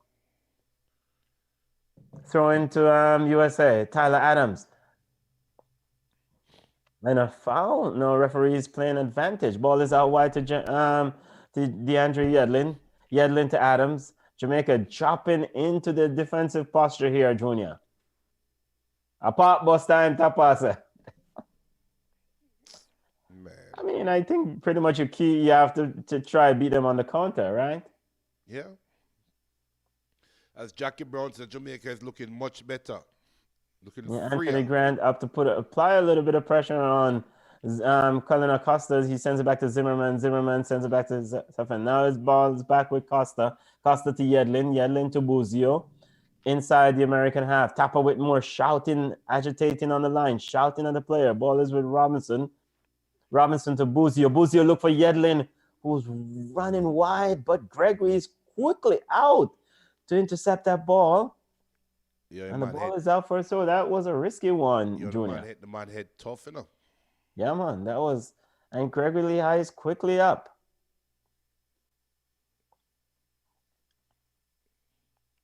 Showing the replay of... Oh, he clashed into the shoulder. Now the ball is with Leon Bailey chasing. Now Robinson's with him. He's all alone. Buzio is with him. He's looking to go around Buzio.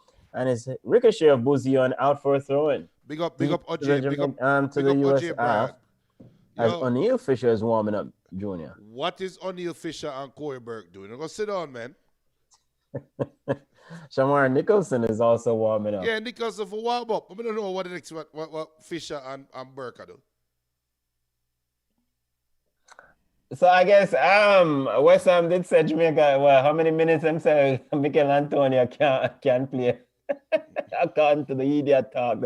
Ball into the box, punched away by Zach Steffen, and it's out. Rolls out for a corner kick. Yo, I just feel like Damian Lowe is going to get a goal. We need a goal from somewhere. All hands on deck. Reggae Boys won.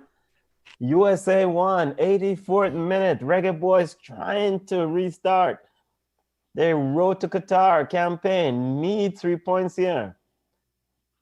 Junior Flemings standing over it. Leon Bailey walking towards him. Bailey's taking it short. 10 to Flemings. Flemings, can he heavy touch? I think he was able to close in that one after a heavy touch. Ricochet of Richardson out for a throw.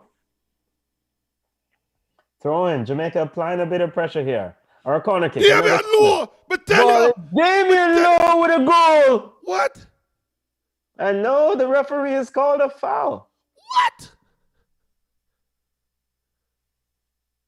And way up top is Ariola. Oh, as Jamaican players were celebrating, but quickly Moore is quickly back. Ravel Morrison was quickly back, and a Jamaican player contesting what the hell just happened. What is the call? Is it jumping on the back of Zimmerman? Yeah, his hands was extended. Wow, goal wiped off the board. Yo, there, now free kick to the USA. Benton, I just say it while I feel Damian Lowe going score now. Yeah. USA sends this one into the box. Ariola looking to flick it on. Ricochet off Moore and out for a corner kick. Oh, man. Tense times here. Tense, Safir. Football family, very tense. 85th minute of play. Yo, that is a soft foul. Yeah, we thought the Reggae Boys had that one, but all hands on deck. Corner kick to the US. Ball is swung into the box by Pulisic, headed out. And the referee now didn't call a foul on that one as Ravel Morrison is down. Ravel Morrison now back on his feet. Ball is with Tyler Adams. Adams looking for Pulisic behind the defense. Quickly, Gregory Lehigh is out. Mikel Antonio picks it up from his 18-yard box and running. Looking to send it wide to Leon Bailey. Leon Bailey picks it up. Got Robinson on him. Now got Ferreira on Robinson. He walks around Ferreira. Still has Ferreira with him. Javian Brown gives him some help. Sends it to Williams. Ravel Morrison offers support. Gregory Lehigh picks it up on the left side. Now finds Anthony Grant. Anthony Grant sends it to Gregory. What kind of cross that, man? Gregory trying to send it into the box, but it's a very tame cross. And now USA comes away with it. Ariola sends it to Buzio. Now Buzio sends it to Ariola. Ariola pushing down the left. Find Robinson. Robinson trying to send overhit, and the ball is out for a throw. I want to say special big up reaching out to Lagos Rodriguez, all the way from Belize, said Karen, Jamaica. Big up Lagos. That was a foul. It was a foul. Now, number 3 should have been stronger. Actually, I see goals scored against. What my idiot name from our Manu? Harry Maguire. No, not Fridge. The next one. Lindelof. I see Lindelof give up goals like that all the time. Yeah, I mean, it was okay. I mean, I don't know if Zimmerman. I think Zimmerman sold the call. I mean, he was shrewd in trying to get the call because he was beaten on the header by Damian Lowe. Leon Bailey is now officially off. His night is done. O'Neal Fisher. And O'Neal Fisher is on, Junior. Well, O'Neal Fisher did score against Honduras, so. What happened to Nicholson? O'Neal Fisher did score against Honduras, so maybe he will repeat again. Hold on. Why not Nicholson? Now ball is back in play. Gregory Lehigh sends it long. Ball is being, batted around in midfield. Ravel Marson picks it up, flips it over, looking for Gregory Lehigh, looking for Fisher. Fisher is trying to put some pressure on Zimmerman. On Stefan, but picks up by Mikel Antonio. Zimmerman picks his pocket and sends it long. Seems like the Americans are pretty much tired here. Jamaica, come on. You can't win this game. Need one more goal for the Reggae Boys. Ball is with Mikel Antonio. And the referee finally called a foul as they were grabbing on Mikel Antonio. Damian Lowe is hyping up the crowd. He wants the support. Yo, Damian Lowe deserves a goal. He deserves a winning goal for Jamaica, man. He's been the player for the last 4 years for Jamaica. Easily the best player Jamaica has. Hands down, Damian Free kick to the Reggae Boys. The left side of the 18-yard box. Come on, Jamaica. Come on. Standing over it now, we have O'Neal Fisher and Junior Flemings. O'Neal Fisher looking to use his left leg, while Junior Flemings looking to use his right foot to strip it in. Let's see. Referee Flemings, it is. Who sends it in? Ball over Mikel Antonio and Damian Lowe, and out for a goal kick. 90th minute of play. What is funny if Lowe did connect with the ball, would have been an offside, but no VAR.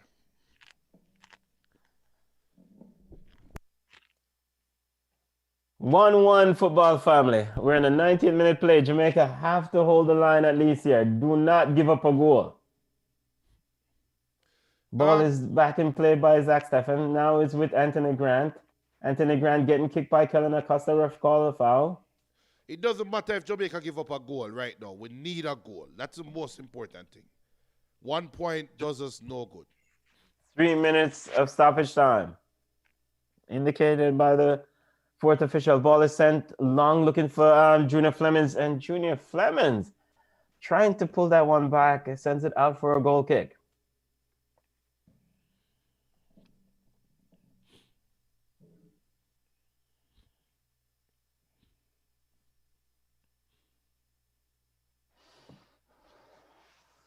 This is it, football family. 1-1 inside Independence Park. What the family saying, Junior? What the family saying? Deborah Hailing saying, always to beat the USA at anything, you have to outright. They always beautiful ball from Ravel Morrison, sends it to O'Neal Fisher down the line. O'Neal Fisher cuts inside. Zimmerman clears the header. You have to win outright. Sir Beck said them rob Jamaica of a goal. Antonio for the winner. Now ball is with Ariola. Ariola looking for Bozio. Junior Fleming running back now, trying to chip it over to Ferreira. Gregory Lehigh was quickly there to clear it out for a throw into the U.S. Kellen Acosta quickly takes it, sends it to Ferreira. Ferreira sends it to Yedlin. Yedlin to Adams. Our great highlights wanted clarification. Was that a foul in our eyes?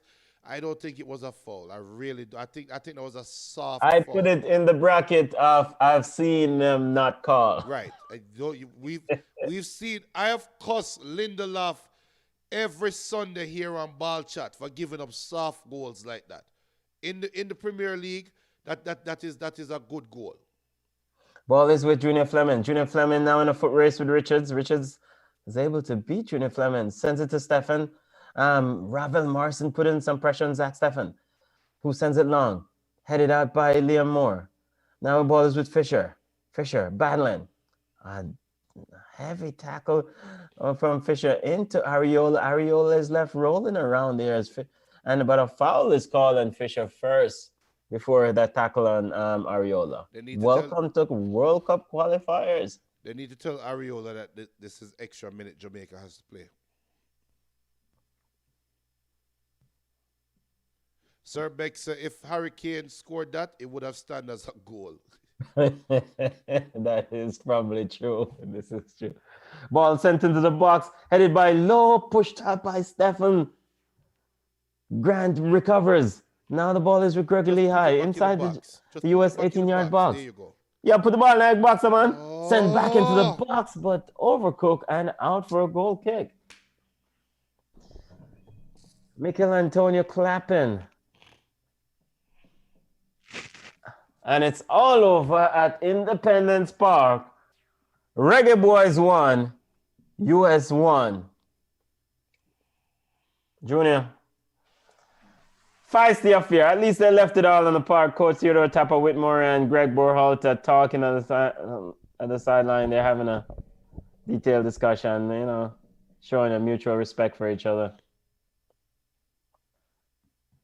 A lot of respect being shown between the players. They left it on the park. Ferreira, Buzio, Mikel Antonio left it all on the park. He's shaking Zach Stefan's hand. Both of them laughing, smiling at each other. I think he's talking about that goal he scored on a football family. We're going to open up the phone lines in a little bit here. 1-1. We're going to get through some other scores of CONCACAF and World Cup qualifiers, period. Brazil is currently taking on Argentina. We'll get you up to date on that. That contest. Junior, we needed 3 points. Where does 1 point leave us? I think the World Cup qualification is over. Okay. I think it's a wrap. So and then if you think, all right, we have Dwayne joining. Dwayne. Yes, I Yes, family. Big up. Boy, it rough. I cannot complain about the effort that the team put out. Yes. I think the team put out a good effort. We never get the result.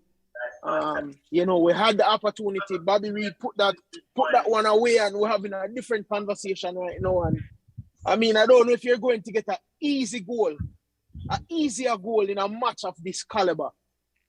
Boy, that forget put away, man. No excuses there. No excuses. We can't blame Tapa for that one. We cannot blame Tapa for this result. It's not a loss, but in essence, it's technically a loss. Yeah, we can't blame Tapa. Yeah, we can't blame Tapa. I guess we'll find things to blame Tapa about in a little bit. But the players have to execute. And we have some background noise coming from you there. And can you turn down the background noise, please?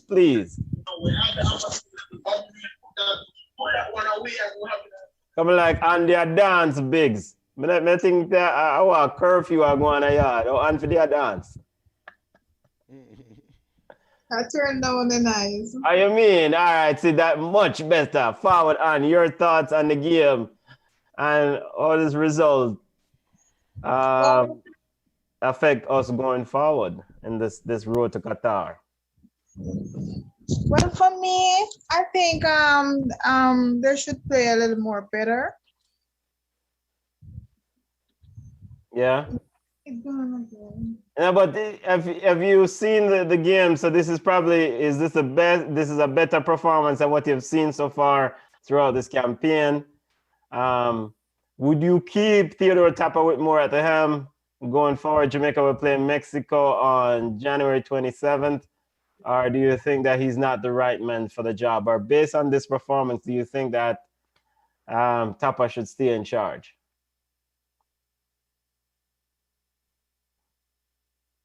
Seems like we lost Anne. Football family, yeah. Do you think that Theodore Tapper-Whitmore should continue at the helm? And your assessment of how this 1 point play is into this road to Qatar? Benta, I have the standings up right now. It's not up. It's not live because the 8th game is not there for the US and Jamaica. But let's just add a point for US and Jamaica. America is now leading with that extra game played by 1 point. Mexico is second on 14, but most importantly, Jamaica right now is in the 5th position on 7 points, with playing one more game than Costa Rica, who is now in 6th with 6 So we're points. hoping for Costa Rica plays I think Honduras later on. Right. So we are hopes that Honduras beat Costa Rica. Right. But forget about Costa Rica. Panama with a game in hand now has a 4-point lead. Right? Yeah. And with Dasher 2 points to them. It's a harsh comment. It's a harsh comment, but with Dasher 2 points to them. And with Dasher 2 points against El Salvador, right?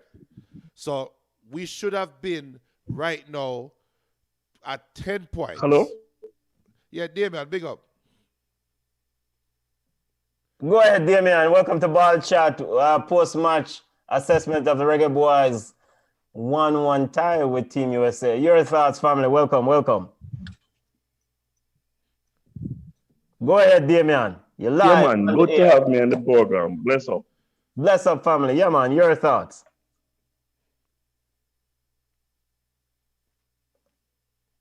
Damian, what's your thoughts on the game? Yes.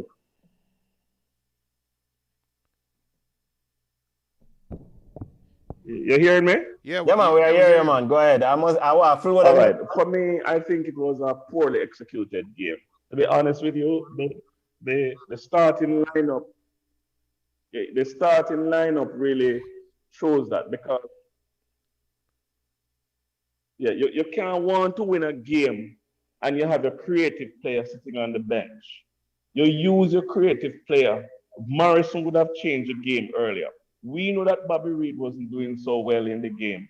There are other players that could be used. You know, Jonah Fleming, perhaps if Fleming would have played, he would perhaps have scored a goal and so forth. So to me, it's a poorly executed game. And again, Tapper, be careful at understanding the player that he has at his disposal and how to use them. Again, he went too late to the bench. He should have gone to the bench at halftime. Jovan E should have been off. Bobby Reid missed the goal, should have not been coming out of the tunnel at halftime. He should have gone to his bench too late. For me, Tapper must go. This is on him. Yes, Bobby Reid could have executed, but he played half an hour and missed that goal. He shouldn't be coming out again in the second half. That's my opinion on the game. Tapper need to go. Jamaica, he got for the first time, Jamaica had a plethora of talent at their disposal and not able to use them. You know, this was the most talented squad we have ever had. And as a result of that, we're no longer able to go to Qatar. We can't catch the other groups anymore. For me, he needs to be replaced tonight, and Paul Hall to carry on. That's my take on it, my brothers. All right, bless up, Damian. Big up yourself, family. So we have a vote to Tapper need to go tonight. We have another caller joining us. caller, there's no name. We see a Galaxy S21. Family, welcome to Ball Chat. Big up yourself. Well going, brother. Well, go on. Bless up, family. All things. Why things rough, you know? Rough. Right, and the reggae boys now make it easier. Yo, it's another 1-1 loss, you know, brother. Yes, Yes. sir. Yeah. It's another 1-1 loss. Referee do a job. But Bobby should have taken that chance. Well, on, family. Let me tell the other caller waiting to mute them. Do we mute your audio for me, there, please? Or please, family, mute the audio there. Just hang on, do it. But go ahead, family. Yeah, I want to comment on your first half. And first half, your halftime analysis was, in my opinion, more score-driven than the actual play on the field was. Jamaica played a lot better in the second half. Yeah. We were lucky to go into the break 1-1. Yeah. But in the second half, we gained the ascendancy. We started to get balls out wide. There are a couple balls that went in. I'm still a bit peeved that we still can't manage to get more crosses in the box with a guy like Antonio to battle with Zimmerman. Yeah. Because before the game, I saw the Zimmerman-Antonio battle as something that was going to be key. Now, Zimmerman is one of the better young centre-half in the country, in a CONCACAF, brother. Yeah, he's definitely one of the young. Playing really well, played well against Mexico. And I thought that battle was going to be major. But, yes, Tapa must go, but not based on what happened in this game or the last game. Tapa should have gone after the last round of games, in my opinion. Okay. All right. So, do you think this campaign is over? Yes. And so, if Tapa goes, so to follow up a question, knowing that, so we're just looking to the future now, building for the future. Exactly. If Tapa, this campaign is over, we need somewhere in the region of 18 points to get that fourth place playoff spot. And I personally cannot see Tapa being the tactical genius to get on the road and get those points for us. That's just me being realistic. So he should have gone the round before this. It's not based on these last two games because I cannot blame him for as Camon calls it, that guy Corey Burke, who is supposed to be a WWE player, not closing out and trying to prevent that cross. That's not Tapa's fault. Yeah. And the guy, our guys who eventually ended up getting that header, he was basically coming from deep. We can't really blame Low. Probably the guy with the Liam Moore probably is at fault for that. We cannot blame Tapa for the concession of that goal. Yeah. And we cannot blame Tapa today for Bobby Reid missing that chance. What we can blame Tapa for is keeping Bobby Reid in the starting lineup as basically a must pick when he has not merited that for the entirety of this campaign. Yeah. So family, looking at the Jamaica's schedule going forward, the remaining games, we have Mexico at home on the 27th of January. Then Panama, we go to Panama on the 30th of January. Then we play Costa Rica at home on the 2nd of February. El Salvador at home March 24th. Canada, away to Canada March 27th. And we wrap up with Honduras. There's still a lot of points left on the table.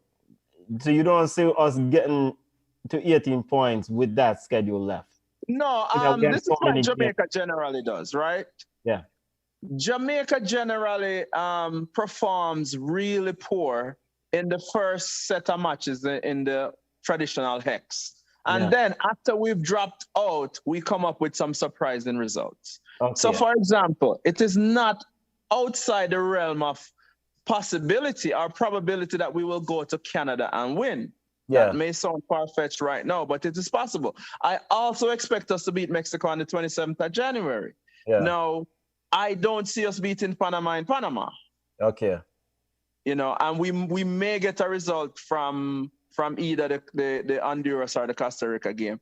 But we generally play better when the chips are when we're out of it. Yeah, when the pressure off. No pressure. It come like the new version of the West Indies. The one them look good when nothing on go on. Exactly. When tournament done, at that time guns are fire, as example by the recently concluded T20 World Cup.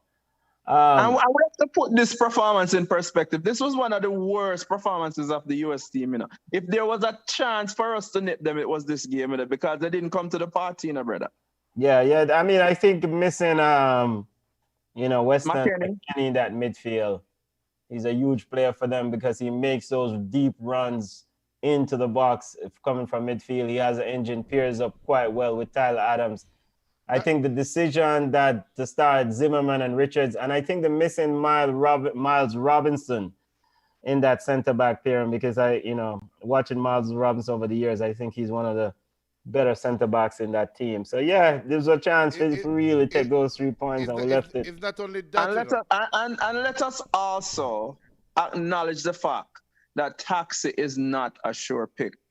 Based on Lee's performance today, I think we need to put to rest this idea that if Taxi is not playing on our left back, we are doomed. Yeah. I agree. I mean, and I saw where Toronto, his Toronto team has sometimes moved him into a center back position because it seems like they're trying to look for other ways to kind of utilize him. I think Taxi's legs are pretty much, ran into the ground. He's put a lot of miles on his knees, and he cannot go up and down that flank like he used to. So, and if you look at Lee, that guy seemed to win anything close to him in the air, and he's not afraid to go forward and come back.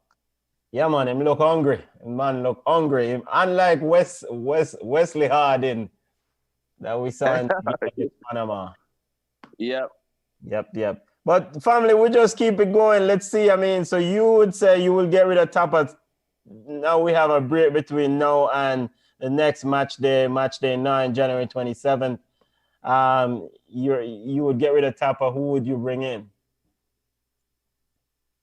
See, that is the job of the federation, but I'm not sure if we can sneak that Miguel Coley guy to come back to Jamaica and put in a shift. But yeah. I think that the locker room needs some new ideas. Yes, we agree. I think word is Miguel Coley now, of course, working, and I think he's in Qatar or somewhere in Asia working. We don't have the money there, brother. We can't match the salary there. Yeah. But I mean, he's definitely one who's a loyal to the island. So with the right offer, I think he can be proud of you. And plus, man, probably missing mama cooking. Who knows? Bless up, family. We'll do it again. Remember to subscribe to Ball Chat. Big up yourself, family, and stay safe. Here. Bless up. We have Awudis. Cameroon's S21 passing through our This are the original Cameroon. Me say, man, we are pass through. What a loss, man. What a loss. I feel like I want to cry. Look how we could have win 3-1. And it's something you spoke about the other day. You said Bobby Reid nothing then near a man feel. But apparently it's happening a little Sunday. Look here, don't mix me. On a serious note though, Bobby Reid has not played a good game for us the last 4 to 5 games. And today, I am sorry, but it cemented Bobby Reid like a shell of the person that started out with the Reggae Boys. Him just don't look interested, him don't look fit. I don't know if he's injured, I don't know. Mentally, he's just not there. How can you give, him now play Premier League now, but he was basically a Premier League player. And I know everybody missed, but how can you miss on the 6th? You get a sitter, a Suda, you and Zach Stefan alone. You said the white, the goalkeeper, and you missed that. I mean, he's supposed to go to Norman Manley and sit down tonight and just wait for the first flight out to go home. It is just ridiculous. And if he had scored that goal, we would have been in a better position. So now we have to pray that the other teams really lose, like Costa Rica lose, Honduras lose, well, El Salvador, Honduras, whatever. But we have to pray for them team they lose for us to kind of stay in fifth place. And I mean, we have our own destiny in our hands. I don't understand Tapa's selection. I will complain about it all the time. There is nowhere on earth Ravel should be on the bench. The last game, Ravel came on and the game improved immensely. How can you not start Ravel? It is ridiculous. As soon as Ravel came on today, the game changed again. He was dishing passes, he was taking on people. I mean, he was doing what he was supposed to do. Anthony Grant, there's no way on earth Anthony Grant not supposed to be in my middle. I don't understand the Aka obsession. Yes, you need somebody rough and grimy, but after 50 minutes, Aka could no longer move, and maybe he's injured. We don't know. But the Aka and Speedy experiment need to come to an end. Him need to cut that sucker out. And again, Mikel Antonio is saving Tapa's job. I don't know if we must be happy for him or be angry that he's actually saving his job. Because again, it was an individual effort that gave us this 1 point. Then at the end, let me pass all the mix up and go at the end.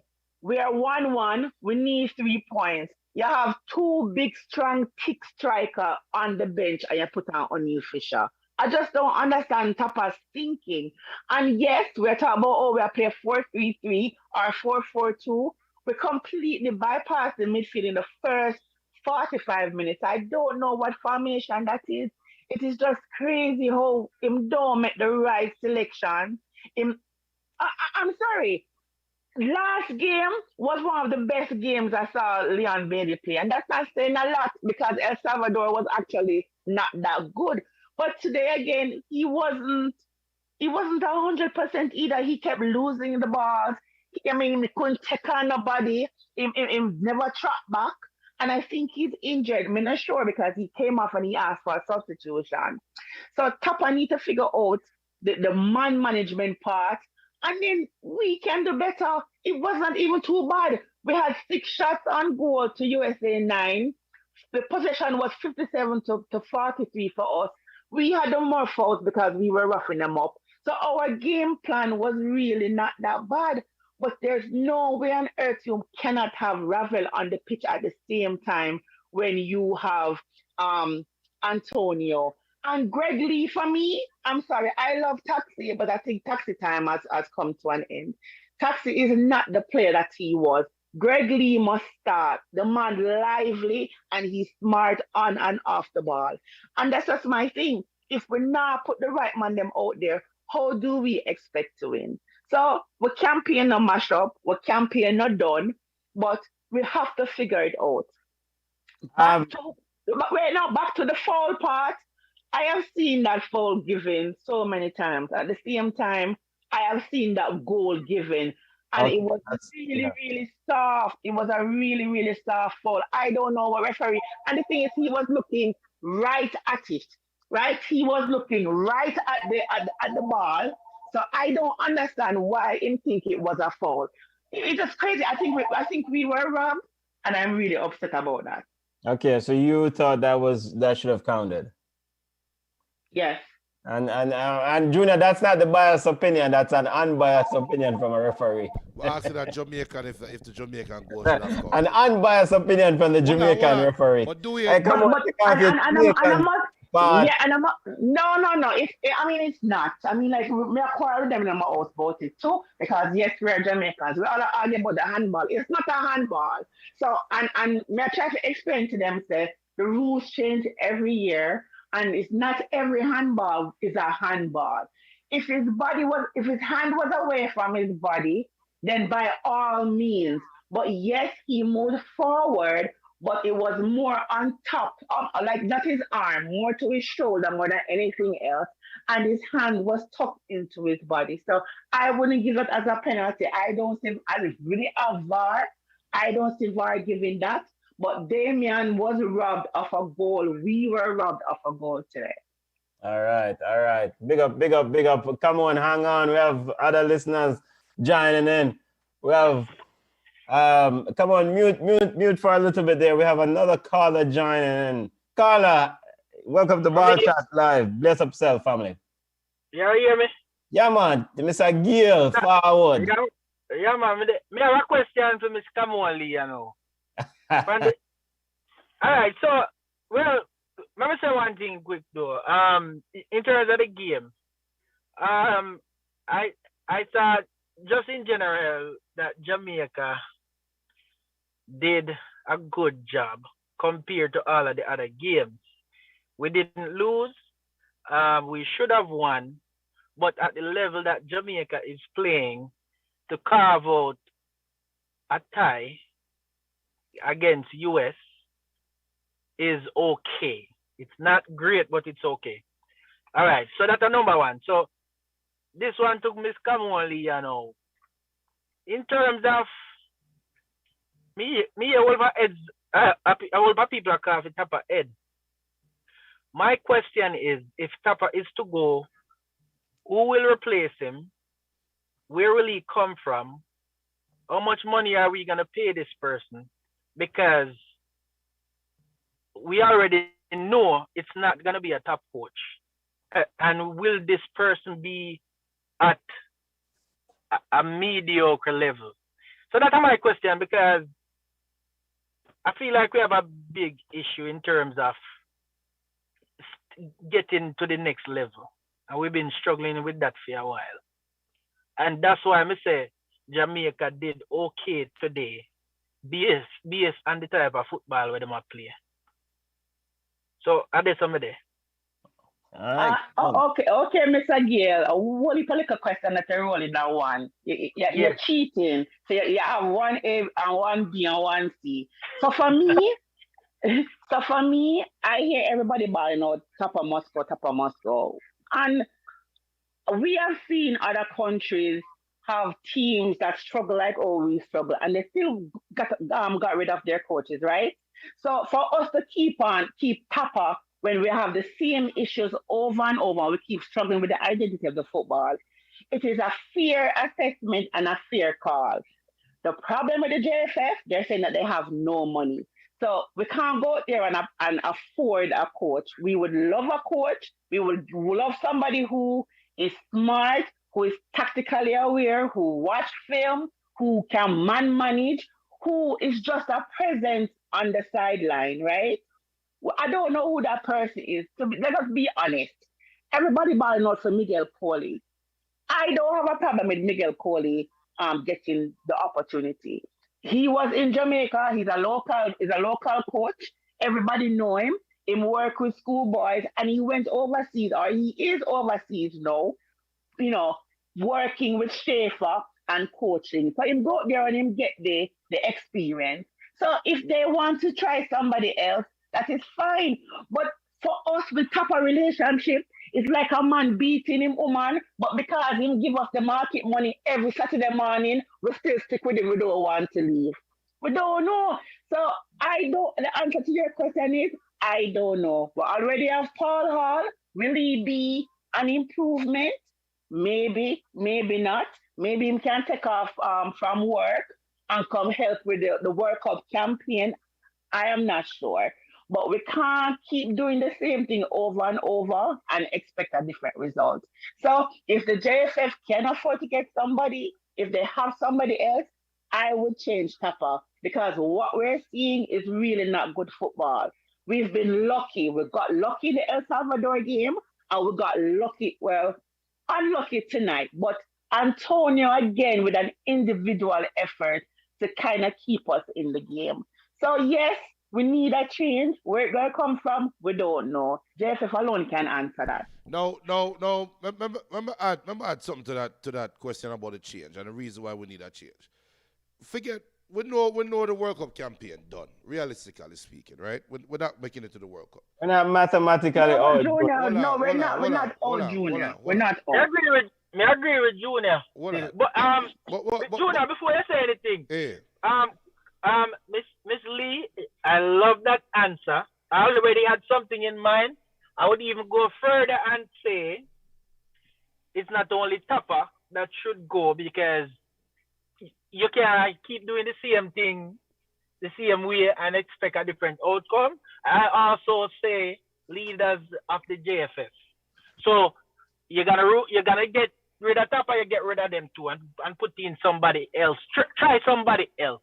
So I agree. I agree with that. I agree 100% with you. But guess what? We have to change the way how a president is voted. You understand?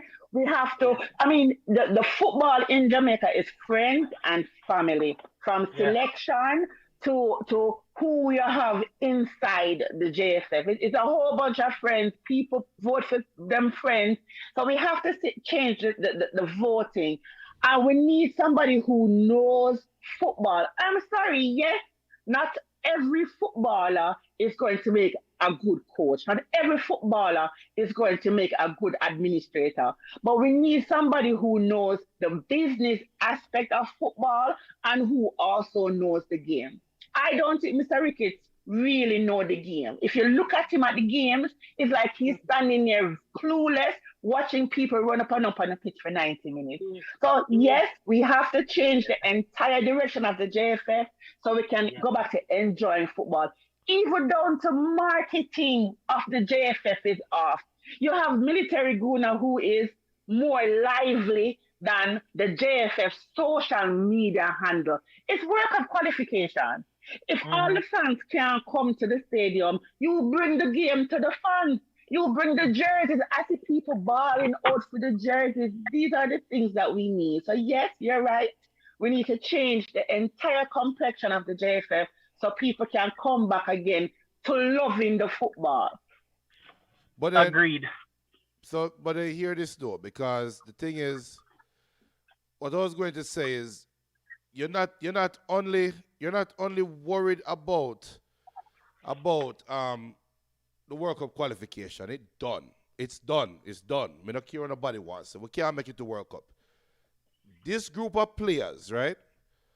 How much of them can realistically play in 4 years? Probably 3. Look here, Akagwa is still a player. No. But the thing is, you need to let these players know that you have a serious federation. You're serious about your football. We'll fall short this time, but want to stay fit and get ready and stay active, stay competitive.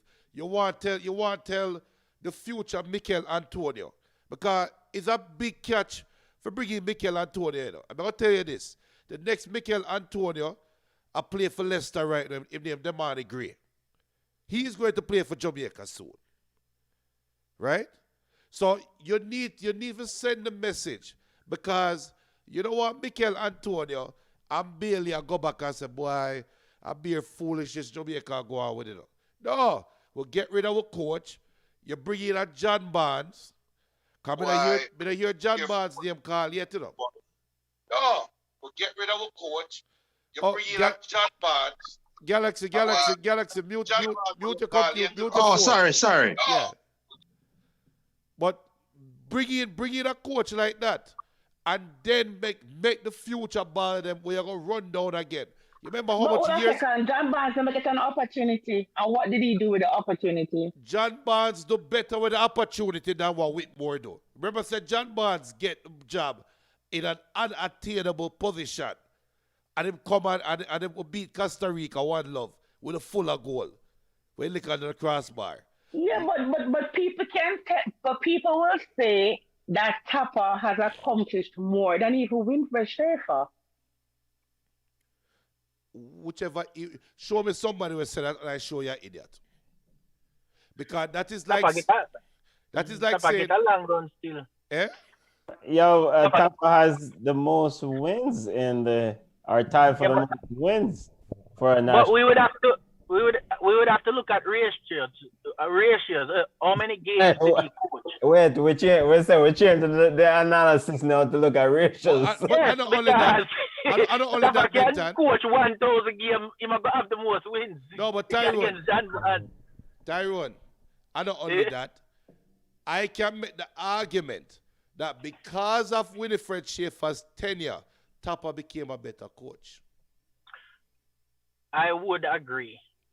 So we can't sit down there and say, oh, him do better than win him. Sorry, come on, we can't agree with that statement. My thing is this.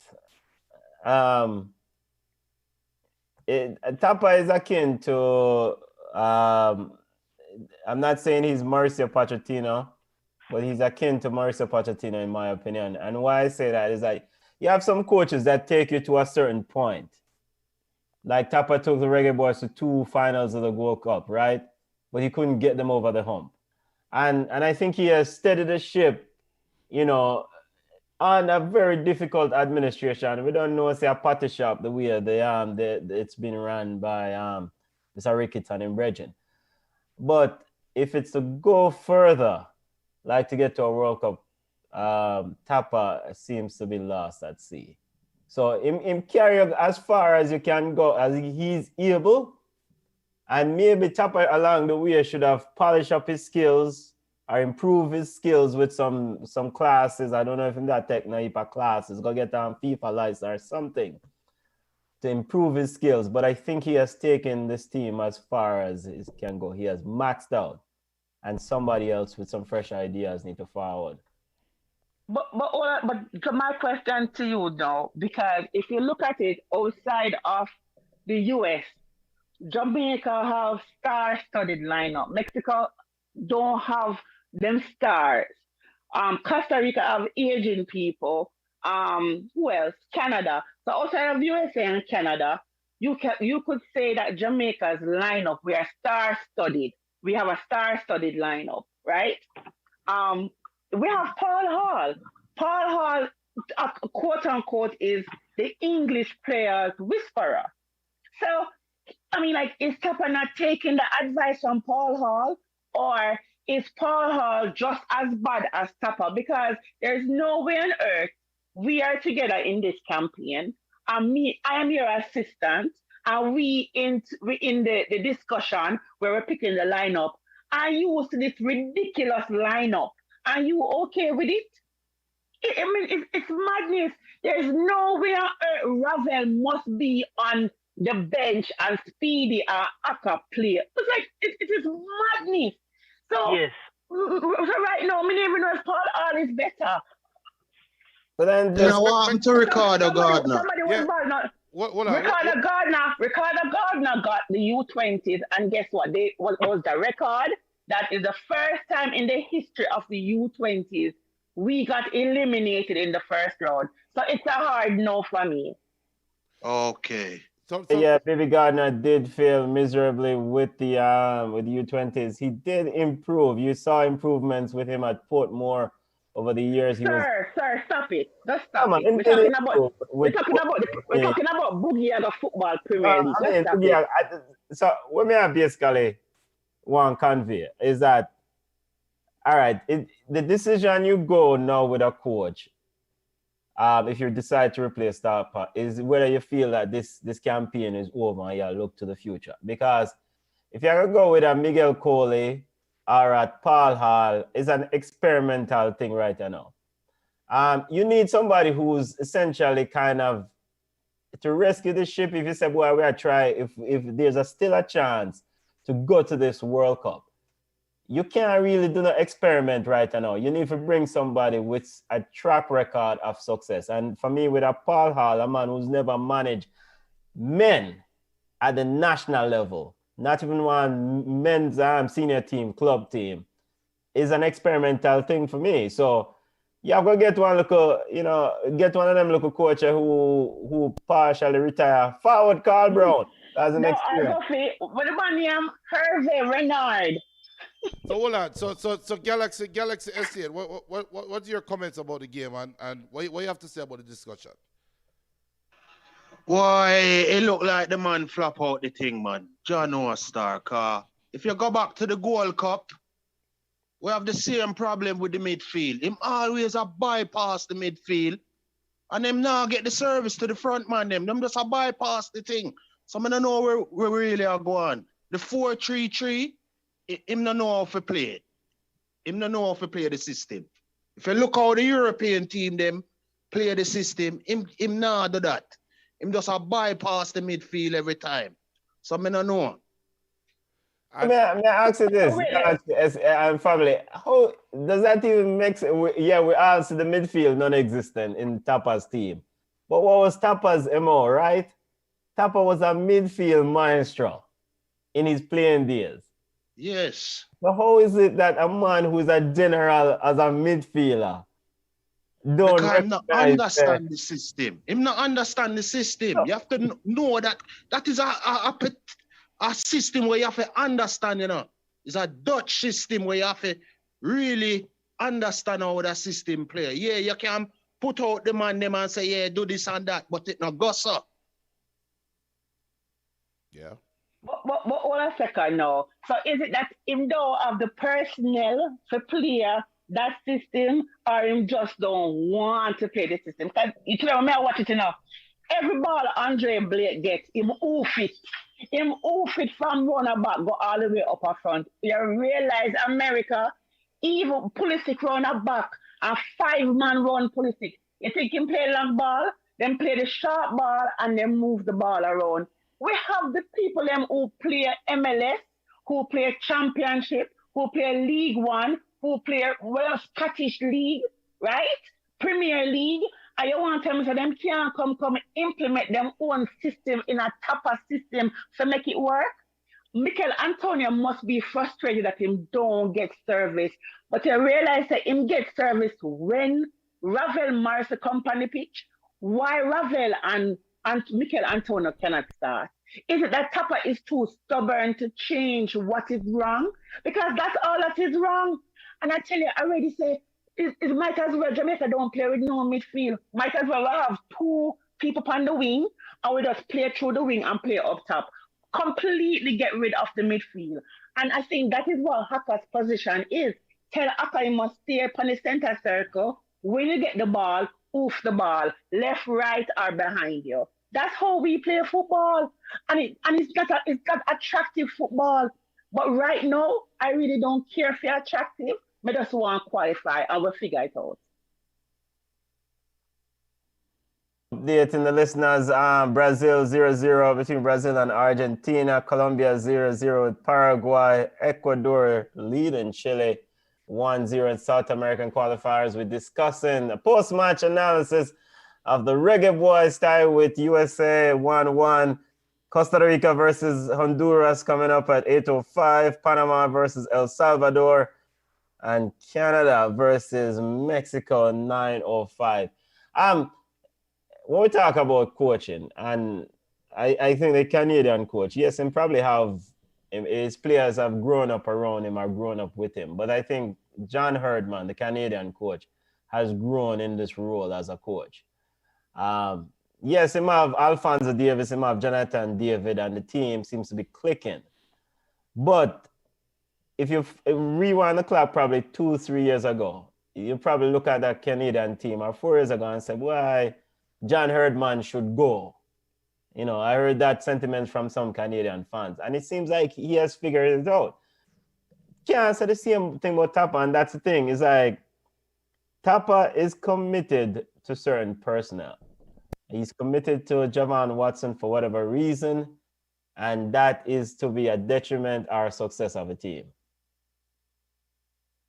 I can't explain it. Only Tapa can explain it. I don't think Tapa care to explain it. I mean, him having players them where, like, Alvas Powell, right? Alvas Powell was on the bench today, and I'm going to give a conspiracy theory. Come on, I'm going to laugh, another quiet. We know come on and say, Jesus, can we care if Judah will say this? But I'm going to make the argument that Alvas Powell was given a nod to join the team as a bridging game check. Because Alvas Powell injured, right? Now, look at that position and look at that player. And we have other players out there that we could have used. But I'm going to make the argument that Alvas Powell is brought onto the bench, knowing him injured, knowing him cannot play, just as a bridging favor. And how much of those bridging favors are being given? How much of those? They look for Haka. The only time Haka come off of the field is if him cannot walk. Wanna realize it? Wrap the mind around that. So, there's some bridging thing I go on. Damian Lowe is playing the best football for Jamaica for the last 4 years. And he's one of the few players that come out and voice support for Whitmore. Right? But when we talk about Leon Bailey's stepfather and how him beat GFF and beat Whitmore, right? And Craig Butler, you bridging, you come I was sure, I would talk, our vibes and things, and you know, sir, I have nothing but respect for Leon Bailey. But with the argument where you put, I mean, know my video up in about a junior attack. So I don't want to hear say somebody as a this Craig Butler, a junior from Barchat attack. When people get up now and say Leon Bailey not play good football for Jamaica, I don't want to hear no argument about the players who him have and this and that. No, my argument is going to be him stepdaddy sit down and disrespect the coach. How am I going to expect my son to come play for the coach and be 100% committed? A fool you take over. In the middle of a World Cup campaign. Gold Cup, you're too injured, you're this, you're that, you're that, you're that. Mikel Antonio, we feel like play, we don't feel like play. All of that should have worked out for a Gold Cup. If this side we play today, played against Panama, we don't get 3 love. We don't get 3 love. We don't lose to Mexico. So I be experimenting the man I deal with, and I play with over 4 years. 4 years every World Cup, you know. And you come run them experiment, huh? Yeah, that alone deserve the whole program, man. Oh, we don't want to go that extreme, Junior. So, I want, Well, you know what, Junior may have a point. Them what, deserve, yes, them deserve the women's program. Them come back, work, get an outside person, because remember, it was Fidel Amali who come in and dig it up and create it from ground up. And they made history and qualified for the Women's World Cup. Maybe that's what we want. Me not touch on junior something, because you know me not have no luck.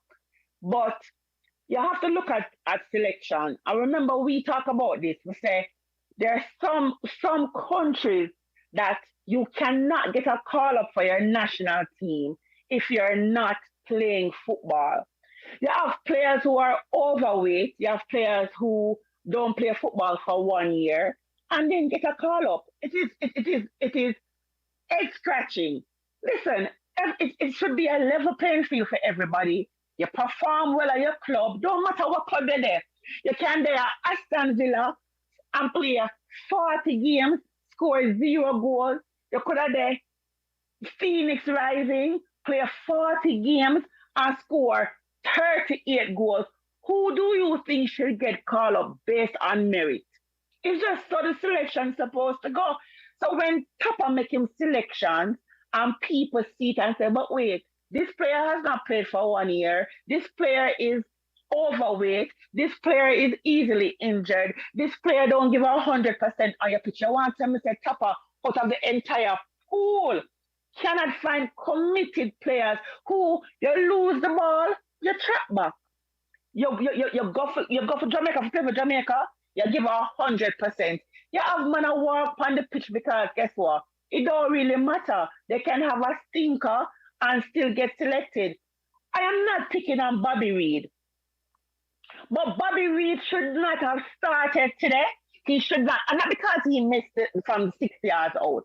Bobby Reid has been having bad games consistently. And yet, he not only gets selected and sit on the bench, he's a starter. Why? I get it. Because all the while about Michael Hector and whatever. Listen, I am going to say this, and people might be upset because I think Michael Hector is, no, apart from Haka, Michael Hector is one of the most abused footballers that represent Jamaica.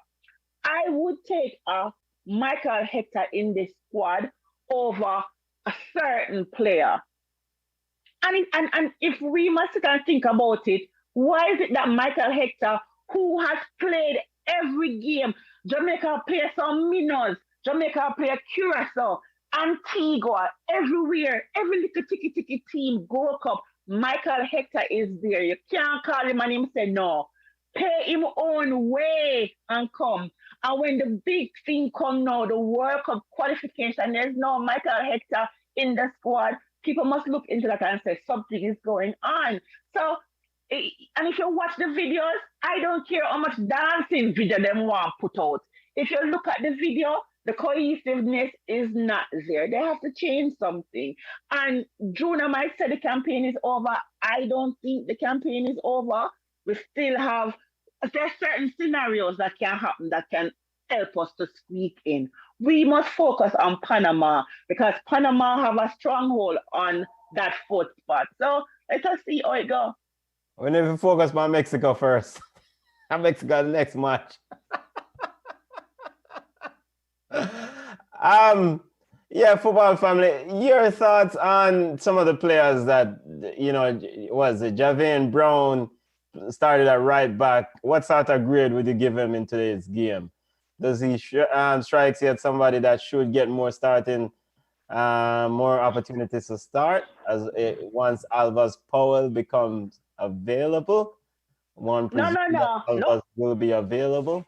No, Javian must play. Just listen. Okay, let us go back to the selection process. Javian is a regular starter for Vancouver Whitecaps in MLS. He has been providing assists. He has been playing exceptionally well. He's a young player. He's strong. He's fast. He just needs to be blooded in the team. He needs more international experience. Alvas has been injured. Alvas has not been a consistent starter for Philly. How many games Alvas played this season? Let us be fair and honest and call a spade a spade. And listen, Alvas has not grown as a footballer. When Alvas' speed used to be the thing that got him past a lot of defenders, not anymore. So I hear, even when he was at Cincinnati, Alvas was so abused because he had some whoppers. They're like, no man, for a player who has been playing at this level for so many years, how on earth can you make these mistakes? So if we're going to plan for the next World Cup, or if we want to go Qatar, who would you bring? A young Javian Brown who is playing good minutes that people talk highly about? Or are we going to take Alvas who has not grown in his position, who is not a regular starter at his club? It has to be, there has to be some merit to the selection. So you don't see Mexico. Listen, Sancho is them big baller for Germany. I'm a big baller, I'm put air quotes. But when Sancho was not playing, was he selected for Germany? You're talking for England, right? Jadon Sancho for England. I'm sorry, yes, for England. Oh my God. Yes. Oh, Sancho. hey, this is Jamaica make you drink rum. Jamaica make me drink rum. But I'm like, he was not selected. So it's like he was not playing, so he was not selected. So I just don't understand the whole selection process where because we know an agent for a player, that player is going to start. I hear Tapa take out man out of retirement and say, go on, go train because I'm going to bring it to Gold Cup. Like, what is this? What is this madness? All right, let me play the devil's advocate here. Hold on. Galaxy S8 and Tyrone, what have to say about that? Galaxy, go first. What you say now? About Javian Brown. What do you think about him playing at right back? Me never really get a good look on him still. I can't comment on that. Dean. So what about you, Tyrone? Well, me get a little glimpse, and it's for me like I don't have any big expectations, but it was okay. Just to kind of piggyback to come on argument, I 200% agree with her. Like it's like we're taking steps back. Yeah.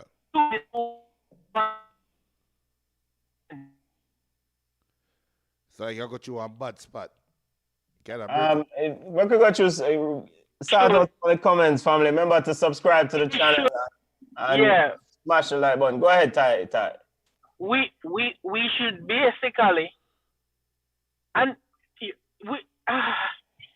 it just bother me all the time because we should basically take the under 19 them or the under whoever and just say, listen, we're gonna lose for 5 years and start there. I agree. There has to be a starting point for that strategy because me go by two things. One, strategy for the long term, and then two, tactics for the tournaments and leagues and professional clubs that my players are playing in. So basically, we have to start somewhere, and we have not started it, June, from 98 when we got a World Cup and get the foundation there. It has not started yet. From right there, so we should have, you know what? That was a big achievement. Here is the start, the foundation. Here's this platform now. We are going to take them local youth, yeah? I mean, it's right in front of we. Belgium did it. Yeah. And they like documentary about it. And they tell us with Belgium, them just decide something has to change. I look on Belgium side. Yeah. Number one, then they get number one in the world over there. Yeah. Yeah, number one in the world. And it's that same group of players. Right? No, but even it's not going to change. I guarantee you it's not going to change. We have to use the local youth them because picking the Mikel Antonios and the Rebels and these people and then trying to put them together to go play a tournament is like doing the same thing over and over again and expecting a different outcome. It not gonna work. Work yet. Yeah. Samoa's did. Me remember when they at St. Mary and Samoa's come at St. Mary in the nook and cranny and pick some baller. In the getting time and him pick some baller. The man is probably older, but him pick some baller and show the people them say, you know what? Do this and it will work. Yeah. Go in at some nook and cranny. The man who St. Mary never make Jamaica side. And the man go for Ragnum. Yeah. Right? And Ian Goodison, probably one of Jamaica's most celebrated defenders. Him got Olympic Gardens and Olympic Gardens that play third division when nobody don't know about this Pepe Goodison. Exactly. So you're right. Yeah, and also, Mr. Gale, you're right with the whole thing of having a project because the USA did it too. Because remember up to recently when Greg took this young USA team all over the place and play, people were like, people are like, where am I go with them go play all yesterday and look at it now, them come and them win the Nations League, them win the Gold Cup, and now they're leading the table in World Cup qualification. So you're correct. I remember. So we really need a system and a process where you have the players them and you keep them. I will talk about Panama all the time. Some of these players that I am seeing now playing for the senior team, I've seen them in U17. So them use them U17, U20, U23. But we want to just get the players them and drop them together and think say them are gonna be, like gel, like with glue, and them going to get along. It don't work. So and we don't know if it's gonna improve. We don't know if it will get better. We don't know if it's gonna change. But we just have to either support them or pick a new side. And right now, my side is going to be Panama. And the method that is currently employed by the JFF is not sustainable. It's not long-term success. I can only imagine that it's costly to buy tickets for man from England or wherever, from Kokana for fly go play a match at Austria, wherever. So this recruitment tour that they constantly do every 4 years, recruitment drive, is not sustainable. So as what Ty says, and well, many people with football IQ, enough than me and you, have said over the years that we need to build something locally that is sustainable. And here we are again, because when you recruit a man like Mikel Antonio and Ravel Morrison, yeah, these are names, these are very good players. But Junior says something in summer, boy, I come like a scam thing, this, because what you basically do, I try bring some players together at the last minute without much with little cohesion as possible. Them not play ball together, not even no friendly matches, them play together. They should have used that World Cup tournament as a prep tournament for those World Cup qualifiers. Play that side, whatever your starting 11, whatever your squad is going to be in the World Cup qualifiers, that squad should have been heavily involved in that World Cup tournament.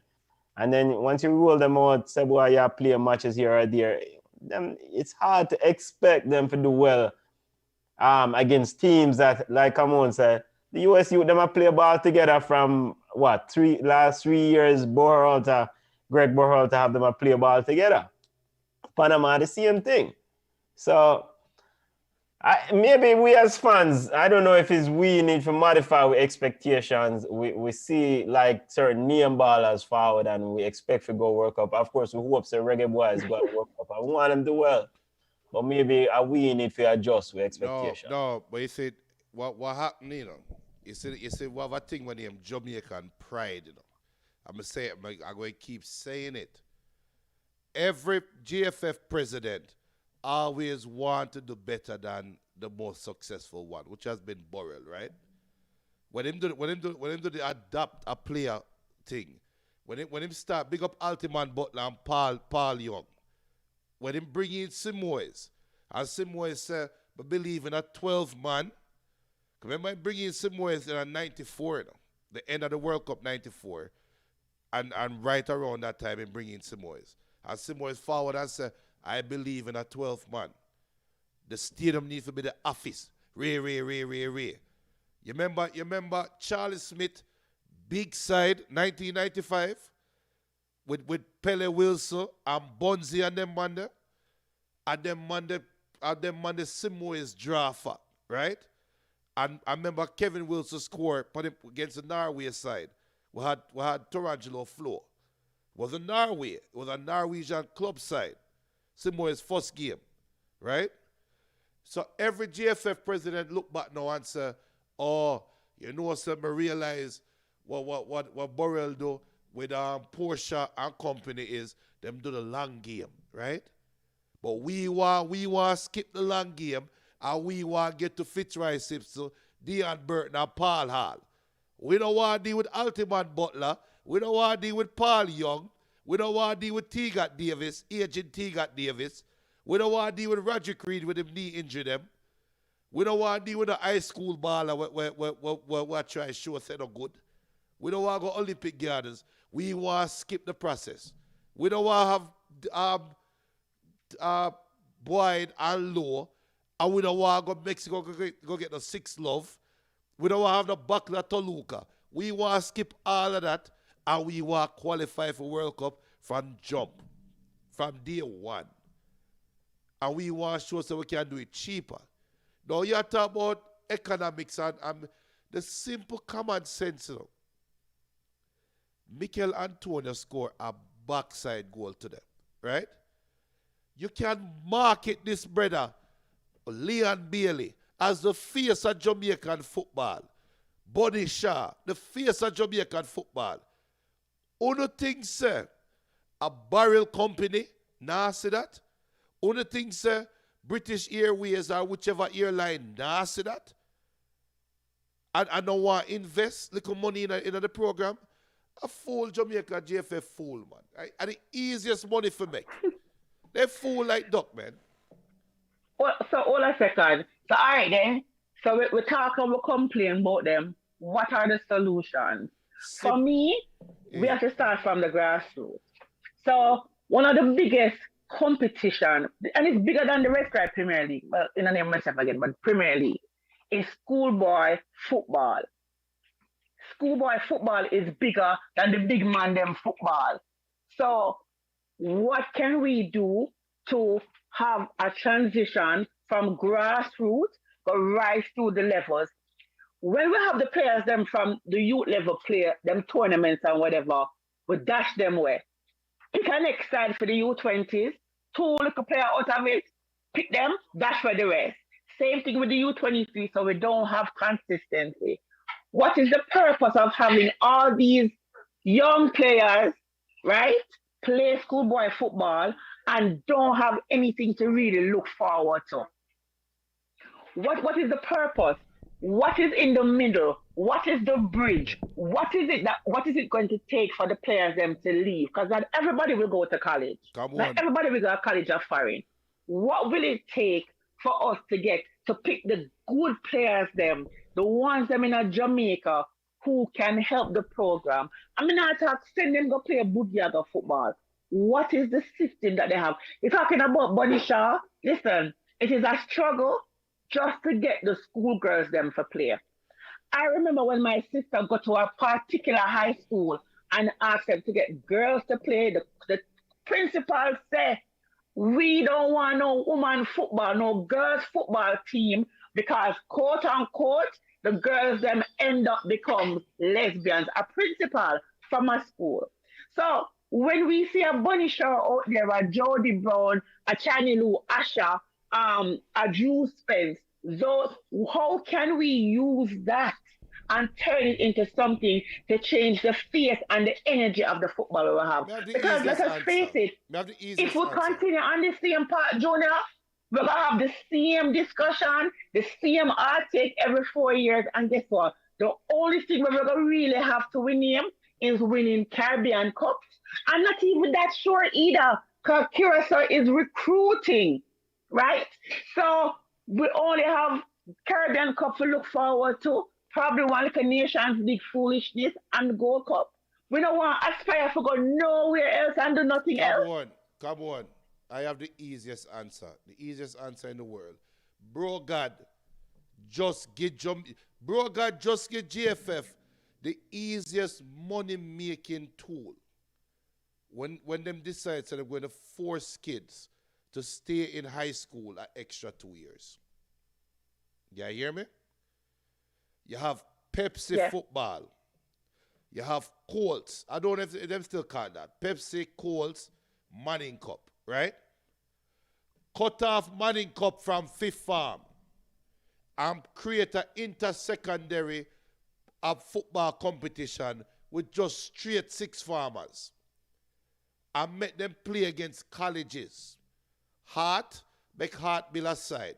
You're going to have a whole heap of private institutions come out and say, leave your school and come at my school for your 6 farm, 2 6 farm years. Make them be a football factory. And you see Jamaican football get better. You see money roll into the school system. You see teachers get paid. You see facilities go up at school so fast. When you have a Calabar Manning Cup side, and you have a Calabar semi-pro side, or an inter-secondary side, or intercollegiate side. And then you have the top 2 winners of that competition go play against UWI and UTEC or Barbados. Go play at Trinidad. You blood them. Easy. We don't have to worry about Jamaican Premier League. Because you have your Olympic side right there, so in Jamaica, a play football in a 6 farm. And them now play against the 14 and a 15-year-old. You see some 20 love score. No. A big man versus big man. And them they are school. So without no riff-raff and no problems to worry about. Easy solution. My solution is not that easy. my solution is of course you have to change. You need good administrators. You need someone who have sense run this organization that's called the JFF, because they're tasked with the stewardship of Jamaican football, development of the sport on the island. So FIFA, there's no FIFA resources available. You have FIFA grant. In fact, JFF has gotten FIFA grants out a few times, and me don't know what them do with it. So first and foremost, you need better administrators. I think one of the things that the FIFA committee is supposed to be looking at with the JFF is to try to expand the stakeholders that select the president, the general secretary, etc. For run the JFF. And if they do expand the stakeholders, like the women's football will have a vote in selecting the president, that will impact the administrative side of the game, because it's one thing to try to put together leagues when you don't have the administrative support, because the administrative support is responsible for coaches' development. For proper development of good coaches, because you have some man who teach high schoolers who them man don't know them yard from the knee, right? And we get excited about high school football because we alma mater, we have support, but some of the coaches who coach high school are not up to scratch. So if the JFF with good administrators say, yo, this is a standard, every coach will coach football wherever you are on the island, and you coach football in some league, you need to have a level of certification. You need to have a piece of paper said, yes, you've gone through X, Y, and Z. All right. And then secondly, we need an academy. We need, if JC can go across the island and recruit all these top talents and have them at JC if you play a Morning Cup, it should not take the JFF much to pull all the top talent from different schools at the end of the school year. If you say, okay, this is under 15, this is under 16 or under 17, this is under 19 or under 20. Let the players work through the rounds. I mean, because that's what you see in other systems. Coaches' certification need to improve, but first and foremost, it starts with the administration of the JFF. This is how you improve. And the JFF need to turn to the to the Jamaican Premier League and say, look, all of the coaches them need to certify to, because the standard of football need to improve. Issa as well. I mean, and Issa need to work, hand in hand. And it is really, trust me, let me tell you. So my cousin Joel and my sister, they have this mentorship program going on where they have a whole bunch of players that they train, like different age groups and stuff. And so we put on tournaments. So on the weekends, them have I think Joel have maybe 50 kids who him have under this umbrella, and them go there and them play against other. I think they won a tournament the other day, and they got invited to another one. And in December, we're having another an inter-squad tournament. We go and mix it with the boys and the girls, and we have good players, but some of the players them just don't get the opportunity. So if we have to always, and this is not a knock on getting players from overseas, like a Mikel Antonio or whatever, who was not born in Jamaica. This is not a knock, because in any program, we're going to need the best players, regardless of where they play. But at the same time, we have to give our local players, and I'm advocating for the young girls, we have to give them a level playing ground. You see, everything, we're in November, and everything was rolled out. Everybody talk about schoolboy football. I heard through the grapevine that schoolgirl football will start in January. We're in November. There are no schools, no calling, no coach. There has been no training. No team has been picked. No nothing. So we are constantly behind. And you're right. I keep telling this story. My godson coach, when he was, I'm not calling him name in school, when he played, he repeat, because the coach wanted him to play schoolboy football. And when I asked the coach, I said to him, what about SATs? The coach asked me, what is that? So you are coaching these young men, and your end game is just to win schoolboy football. What is going to happen to these boys after? If they don't do them SATs, if they're not going to be professional players, that means they're not go college. So it's a real disservice to both the men and the women when we have these people who are coaching without any repercussion or any accountability. So I mean, yes, if the national team is a problem, but as I said, we have to fix the grassroots level in order for us to really, really move on and be a football nation. You talk to half of the fans them out there, them say Jamaica must stick to track and field because football is just not it. And a Tyrone, part of this. hold on. So Tyrone, what's your solution? Yeah. Sorry, Joe. So I get the frustration, but before me say anything, I wanted to comment on my brother name Craig Butler. Yeah. So him have a few youngins in Europe right now, right? Yeah. Or on the way. Yeah. Right? That's the case, right? Yeah. Okay, so him have a few young boys that are Europe, and he gave us Leon Bailey, and we know that, you know, he's, some would say, controversial. Yeah. But let's just talk football with him now.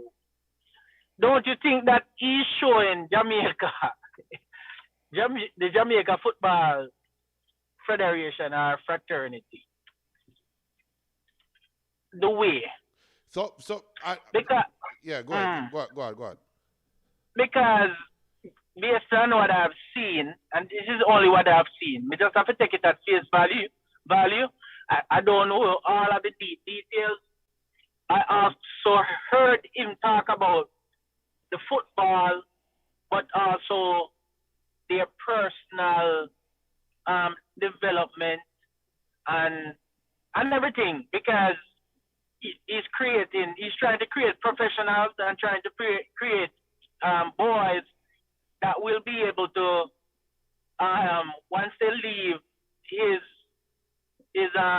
institution, they'll be able to manage themselves right in a regular life. So we want to think about that. Because we like it. Personally, me like it. The controversy, the argument, them me not really get into that, but from a football perspective. Before Cameroon beat him.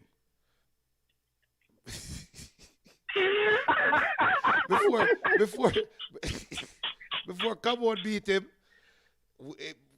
and anybody who going to run go tell Craig something diss him, want to make sure on to tell him something steady stuff.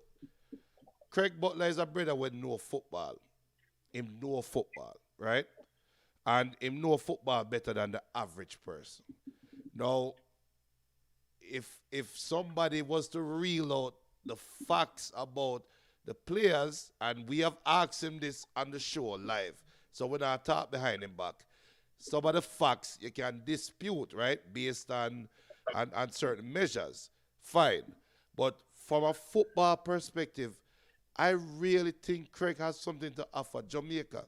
Now, the problem is, I think the comments that he has made will come back and hurt him if he get that position. Because I don't think he will get the time with Topper get. You see what I'm saying? But I think he must have something to offer. But go on, come on, beat him. I'm not going to beat us so, but all I'm going to say is, if a surgeon performed 100 surgeries and he killed 99 patients and only one survived, is he a success? So who's the patient? Who is the patient who is surviving at this case? Craig, yes. Craig has an academy. He has tell me another player from Craig's academy or Phoenix, the whole institution that has seen the level of success as Leon. Remember, Leon, and I'm not taking away from Craig because I mean, like I tell people all the while, what Craig Butler do is short of amazing. But remember that Leon went into a system in Belgium where he played, he played well, he played with, and you know, him grow, him mature, him game improve, or whatever. Name me one other player from Craig Butler's Phoenix system that has been successful. I'll wait. Now I've little time. All right. So my response to that, and you know, I like to use benchmark. So like me did say when me did just start, I don't have that much expectations from Jamaica in terms of the football because of what we have. We don't have the money, we don't have the facilities. A lot of things we don't have to in order to allow the football to flourish, right? We don't have it. So we don't have the money? No. I would assume so because if we did have the money, we would have better venues and all of that in order to allow the kids them to play better football. So when they reach the international level, it's nothing new to them. It's in terms but didn't Captain get money for an academy? There's up by UV. Them have the Captain Center of Excellence, so they have that facility. So they can use the stadium down on Mobile side. But hold on a sec. So go ahead. We don't have it at St. Mary. We don't have it at St. Thomas. Do we have it in Trelawney? We don't have it. Jamaica is just one place. So basically what I'm saying now, I'm not going to hit Butler because he didn't produce 3 or 4, stars. He gave us one international star that come out of him academy, and me applaud him for that because it's not easy in Jamaica. If I did down at Brazil and him only give me 1, he can't go lock shop because that wouldn't make no sense. This is Jamaica where we are talking about. I think Benton did just mention, should we lower our expectation? I wouldn't lower the expectation, but I believe in the business of things. And what is that Jamaica, we don't have, we talk about sponsorships, but we're going to get 10 sponsorship when no say if them really put them heart and soul in it, they will get something back. It's a hit and miss for them. So nobody back losers. Nobody back losers. Nobody back a lame horse. Yeah, exactly. So that's my whole point is, for our sheer size, I think Jamaica is one of the most talented, like natural talent, strength. We have so much to go for it. But the one thing we don't have in order to deliver that is the financial backing and also the structure in order to really deliver. Because at the end of the day, I look for the Brazilian players of all time, all of the stars. And I can't pinpoint 99% of them come from poor backgrounds. And if 99% of the Brazilians were here, maybe one of them would have get, or 2 of them were international stars. But Brazil facilitates soccer because soccer is Brazil. Track and field is Jamaica. We facilitate track and field. Right? But that don't mean say but that don't mean say we can't put. I always complain about Babsy. I think Babsy Grange has been one of the poorest minister of sports. I think they need to give somebody who is younger, who really have interest in sports, because Babsy is not visible. She not do nothing for improve sport in Jamaica. And you're correct. If we want to to be one of one of the most competitive, or as a matter of fact, the best football nation in the Caribbean, then we have to do what we're supposed to do. Look at Mount Pleasant. Look at the academy where them build. Look at the system where them come and have in place. It is not difficult. So as we say, nobody back losers. You don't have the sponsorship for the reggae boys where you have for schoolboy football. You don't have the backing for it. So, and I don't blame them either because nobody wants to blame and put money on something that it is not productive or will not move forward. But you are correct. If we have to start from the grassroots level, we need maybe mini stadiums here, one that drops all. You understand? Somewhere so people can be interested and play football. Yes, them cannot kick football on the field, but them need structure. Do you know how many of our young boys who are star footballers at schoolboy level can't go overseas and transition? Them go USL, they're not the stars in USL. Them go college, they're not the stars at college anymore. Because what them play in a Jamaica is not real football. They just score and score often. This long ball madness, it's just ridiculous. And it shows in the national team. Score alert, score alert. Panama down 1-0 to El Salvador. El Salvador leading Panama. We expect Panama to recover and take the lead and win that game, right? Because if El Salvador win, El Salvador leapfrog Jamaica. Yeah, and Costa Rica and Honduras tied 0-0. Canada and Mexico will kick off in little over 50 minutes or so. To answer Ty's question, chime in a little bit there regarding Craig Butler. And we want to big him up for his success. I don't think it's a one solution. And Craig definitely has something to contribute. I think what's going on there is just too many animosity, just too much animosity, too much seems like bad blood on the outside looking in. If we also care about Jamaican football, whether it's Michael Ricketts, whether it's Theodore Whitmore, whether it's Teacher Hyde, whether it's Craig Butler, we're supposed to be all our Rudolph Speed. We're supposed to be all for what a reason and say, what are things that we can do to improve Jamaican football? What I'm seeing on the outside sometimes is competition.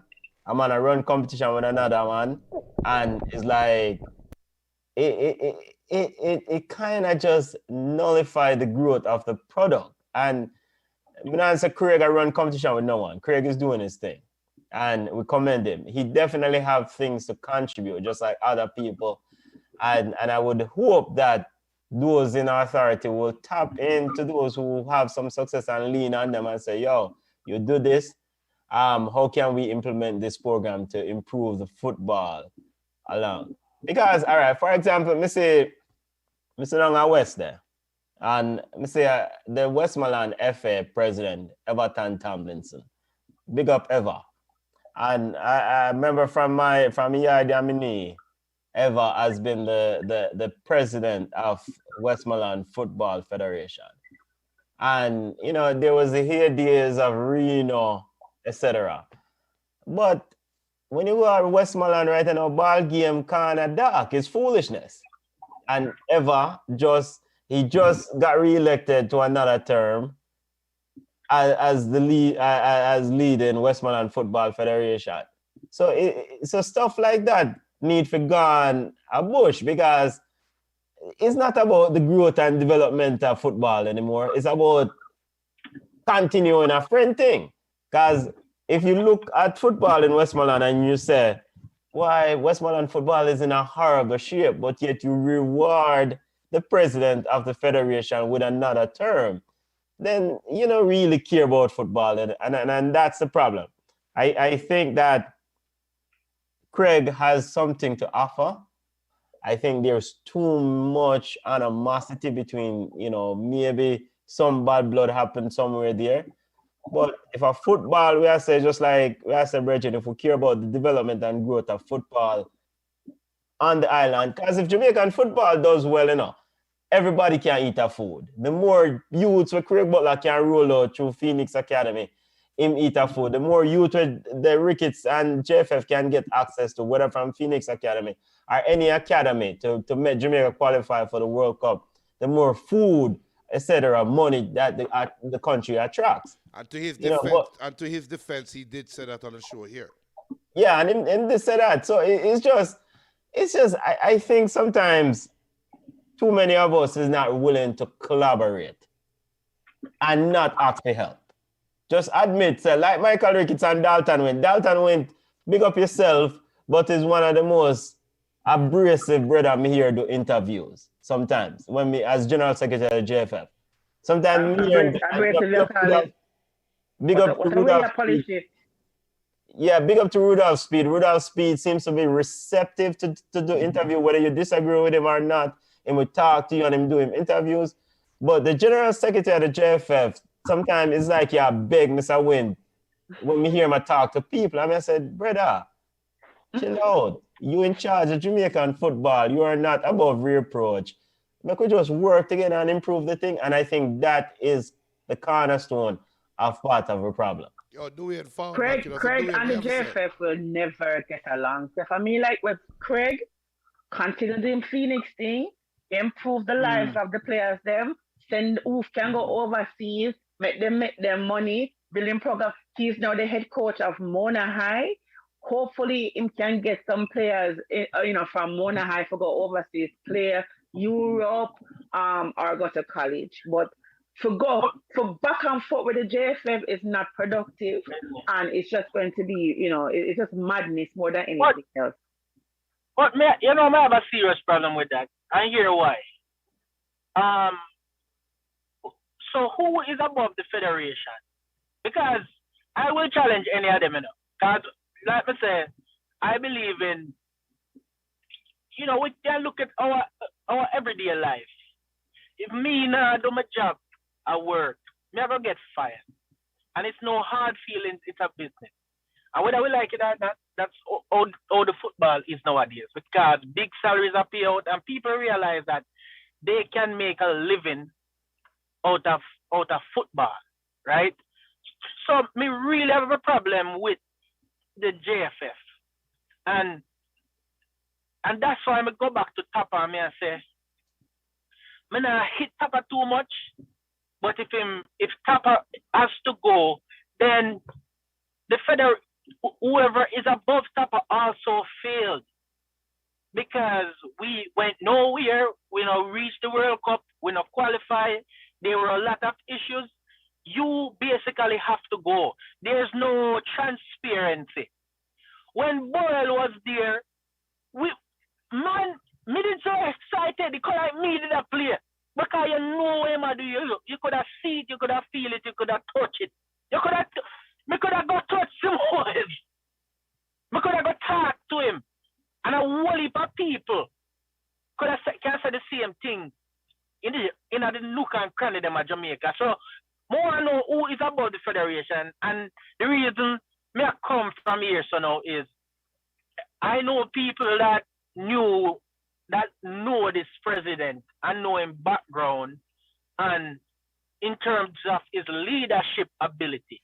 And me not go hit down for no man, but when you get your chance and you don't do the job, no hard feelings, you need to go, right? It's very simple. Just like when I say, Tapper, we commend you. Me personally, I commend you. You do well for Jamaica, but we have to try somebody else until we can get it right. So, we go back now to who is in charge of the federation. We are going to wait for voting time again. And that's the thing. I mean, just to chime in, one of the things that we were looking forward to, a lot of football family members were looking forward to was the FIFA had put in some requests to the JFF. They said structurally things had to change. FIFA stipulated, because of course JFF got FIFA money, they keep getting FIFA money, they're getting FIFA grant funds. And so FIFA stipulated to them that structurally things have to change. You have to incorporate more stakeholders when you select a president and the whole administration. Now, that final report was supposed to come out at the end of last year, like what change is supposed to happen. Because of the whole COVID situation, we don't know exactly what happened. And it seems like, but somebody, and we will probably reach out to FIFA and find out what is the status on that. But FIFA has kind of a requirement now to try to somewhat clean up badly managed organization. And not to say that somebody out the road foreign can clean up the JFF. But what they're stipulating in the JFF was like, look, you have people who are selecting the president who is the same usual suspects, right? Women's football doesn't have a seat at the table when they select a JFF president. And so FIFA instructed them that, look, the Referees Association need to have a say, the women's football need to have a say. And that was the last me hear about it. Me not hear no official structural change. I guess we'll see what happens when the next presidential election comes around. Come on, you probably know more than me. You definitely know more than me. But I said Dwayne and Leighton is on the call. So Dwayne, what you have to say about the conversation? About the federation? Yeah. So if we're looking at the federation, here's the thing. Here's what we have to understand with the structure. There's two sides to it. There's a business side, and then there's the football side. And of course, each of those elements have their own intricacies and their own systems that you have to have in place. Firstly, nobody should be in that position who doesn't have a 5-year plan laid out, or however long the term is that they'll serve. There has to be a plan in place, and you have to have a written plan showing that, hey, here is what I plan to do. Here is how that will benefit the program. Right? And so we're talking about football all across the island, from schoolboy football to the playing facilities, how you plan to improve the playing facilities.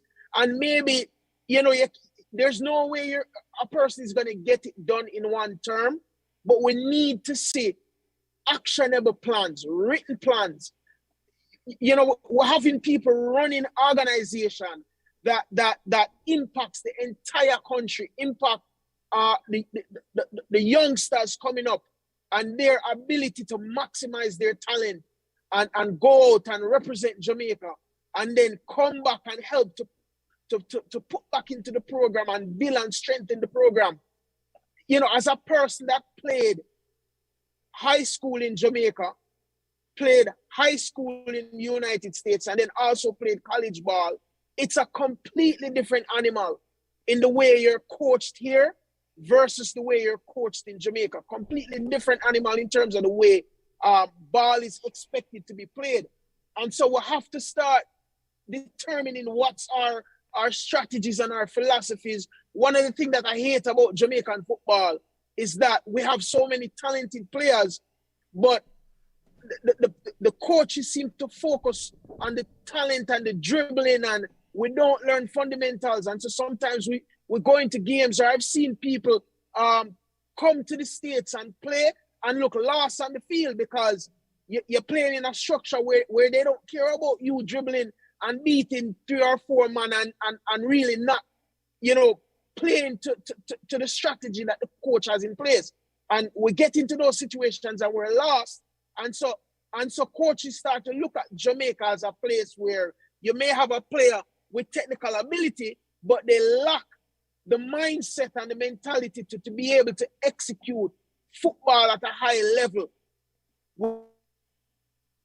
where you're not just dribbling around a man, but fully understanding the game, understanding the different areas of the pitch and where you're supposed to be playing, what areas you're supposed to be covering. So we need somebody with a plan, an actionable plan that show us how they can improve these different areas, what their plan is going to be, how much time it's going to take, how are you going to use the resources allocated to you. You also have to understand if you're going to need more resources than the JFF has available to them, and if you need more resources, then you should have a plan of how you're going to get that extra money. But don't tell us that you don't have any money. It's your job to have the money, right? Your job to figure that out before you get the job. And so I think we need a better auditioning process, a better interview process to make sure that when a person get that position, it's the right person. We can't just give people that job and we don't know what their plan is. And then when them in at the job now, we say, oh, them not have no plan. Well, you should have known that before you hire them. Take time, sir. You need some coconut water. My head. Yes, we need enough coconut water, man. So it's frustrating. Benson, score update. Jamaica going back to 7th. Yeah, score update, family. Costa Rica leading Honduras 1-0. Why, yo, things set away. Tell the people them not Jamaica going back down to 7. Panama still trailing El Salvador, Costa Rica. Those are good results, though. No. Are we there 7? Are we going back at 7? The second to last again? Well, here's the thing. We're going to play those teams again. I'd much rather the teams with the least amount of points win the games because we're closer to them than we are to the ones. We don't want Panama get too far ahead. We don't want the Canadas to extend the lead that they already have. So I'd rather the Costa Rica and the El Salvador and the Honduras, I'd rather those guys win because they at least they'll still be in reach. So hold on there. So you really think that Jamaica gonna beat Canada? Anything possible. You know what? Anything you smoke tonight? Listen. Anything is possible. I don't believe they're going to do it, but it's possible. Dwayne. Yes. Dwayne. We have to remember what Junior Culture said. Just keep in mind, let's just say Jamaica is not going to make it because I don't believe they're going to make it. Neither do I. And that is my stance. That is my stance. Yes. So guess what? Anything opposite will happen. They're going to jump for Jai. But if it doesn't happen, right then there with okay. you. Because I never expected them to even get a draw today. So hold on there. We did have it as a draw. So wait there. So wait there. Am I the only one? No, being Benton alone, I say we're still not running. No, I think we're still in the running. So which is why I'm saying I'd much rather the teams that are lower on the table win now because it's easier for us to catch them. Like if a Panama win and start extend their point advantage over us, it make it more difficult. So penalty ref.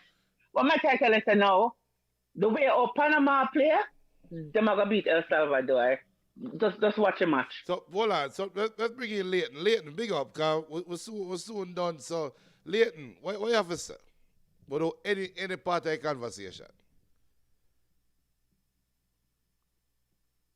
Leighton, unmute Leighton.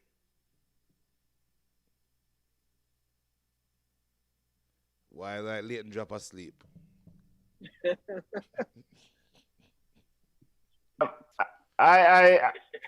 If El Salvador pull this off, this would be huge. But this is in Panama. I don't expect El Salvador to hold this lead against Panama. But like we said, ball round. One thing I've noticed about this Panamanian coach Thomas Christensen, he doesn't ram to pull the subs, and his subs has been integral. Leighton, you ready? You wake up. I thought Leighton was with us. Yeah, man. I hope that El Salvador can hold it, but let's see.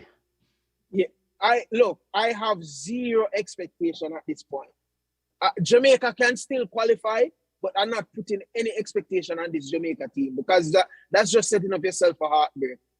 I'm going to support them when they're playing and hope for a win, but I don't have any expectation. We can still qualify, and I think a win today would have been so huge just from a moral perspective, just for the team morale and going in to play Mexico in January, if we could have win today and then sneak out a win against Mexico, that would just put us in such a good position where we have a streak of win, 2 wins in a row, and then you wouldn't know what could happen from there. The potential is still there for us to, with destiny, I think, still in our own hands, because some teams are going to lose, and there are going to be some games where we're going to get some surprises. Some teams that we expect to win, some games are going to lose some of those games, and some draws are going to happen. And so I think as we're going to the last half of this qualification, we're going to see some surprises. I think one thing we can say for sure is that likely US and Mexico are probably going to be 1 and 2. And so, Canada look like they probably are going to hold on to 3, but, 4 is up for grab. And there's a possibility that, Canada might slip. But I don't think US and Mexico are going to be. I don't think anybody are going to catch them at this point. Yo, do you know how cruel you have to be for Honduras, for Panama to come back and win the way they did the other game? When Friday night, right? You know how cruel football would have to be for Panama go at Jamaica and run Jamaica off of the field 3-love for them not to make it to World Cup. For you know how cruel football have to be for make Jamaica will give up a 1 point in Mexico.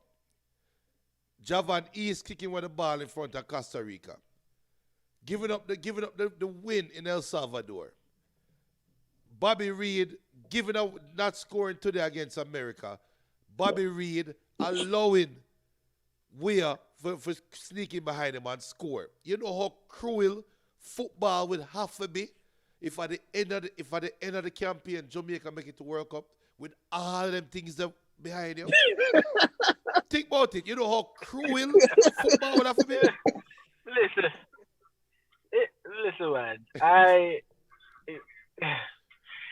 Me know what? I'm not gonna say I don't want Jamaica to go to World Cup, but with the team that we have and the coach and the way we're playing and the structure and everything, when we look at all of that, I believe we should just say, let's just start over right now. Play out the competition because I know we're not gonna make it. Play out the competition. And let's start right now. Exactly. That is my strategy. I rebuke you. I rebuke that speech. We are going. Yeah, me too. Me couldn't sit down in front of the player them and tell them if you just give up. No man. Listen. Me can't. No man. No can't give up. But I will not say next World Cup we will qualify because Mexico and Canada and US already. So we'll qualify. We're in. Yo, let me tell you something. Let me tell you something. You see, Jamaican fans, if you look upon them and say, hear me now, we're on a mission for the next 4 years. We'll go World Cup. We'll go blood Tyreek McGee.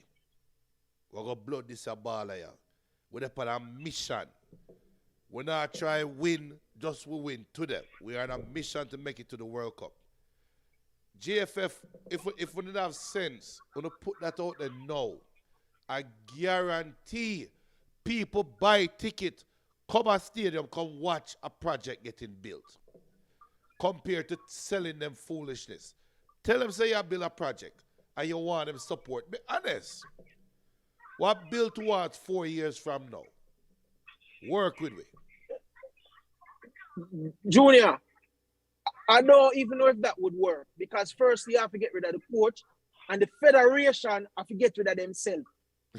After they make that speech there, they have to hand over the mantle to somebody else and them can make the speech and say we are building something new as a sign of our commitment. We're stepping down and getting more capable people. Yeah. We can see the people getting behind that. But these... Oh, you Say that mean again. that will never happen. But listen, Of course, it now happen. but guess what? Jamaicans are impatient, and we are not patient enough to trust the process. Everybody's going to want results right away. We see it in schoolboy football. We see it in the Premier League. We're not about development. We want it now, and that's how it's going to work. So, good luck to that. Impatient and indisciplined. Yeah, man. Yeah, man. Hey, you talk for yourself, you know. Talk for No. yourself. Remember, we talk about that. We see the man them scale the fence and tear down the gate to a free event. That's how we see it.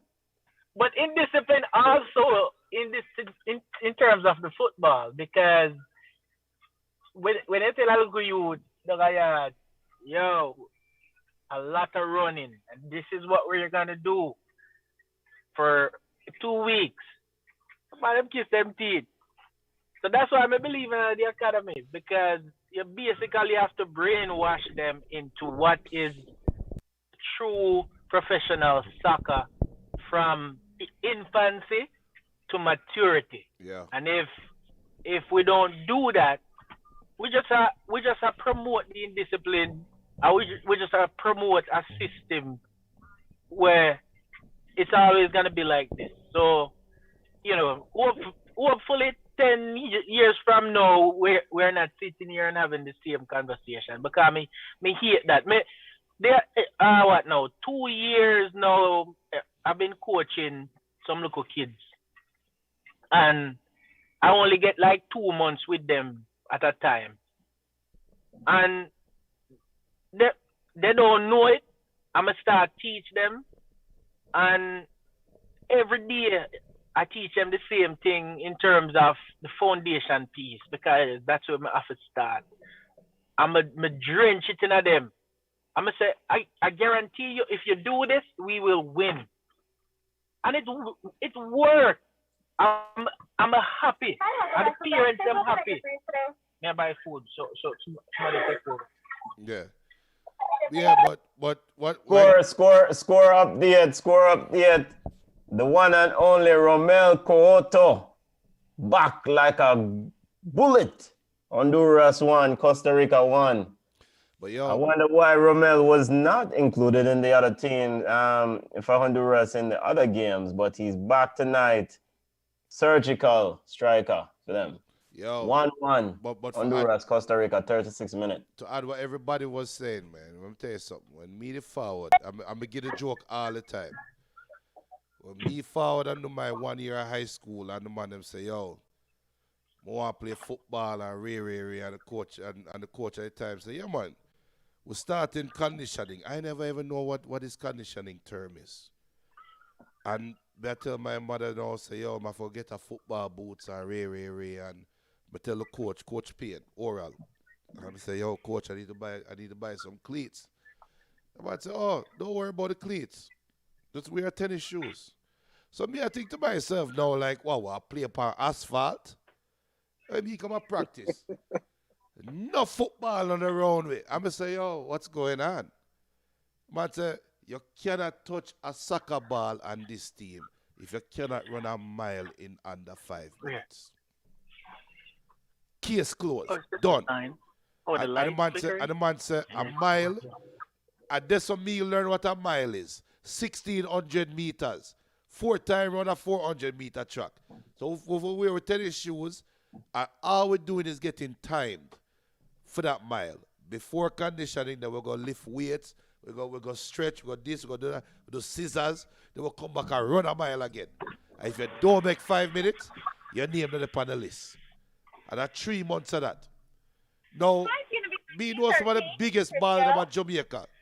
And we wonder why when Jamaican high school and them and the classics them and they go play against America, and we see some little American youth that can't have a control the ball, but they run out with belly. And then we sit down now and wonder why Jamaica can't finish against Mexico. Why Jamaica can't finish against El Salvador. Why Jamaica can't finish against America. That's the reason why. So I agree with the whole now, the grassroots, academy, and change the identity. I used to the fans Yeah. them. You did? The fans them will love go. The fans them will love go stadium. 5 minutes when the game start and leave 5 minutes before the game done. Them thing they rub off for the players, man. And you know, Junior, as you talk about high school, right? Yeah.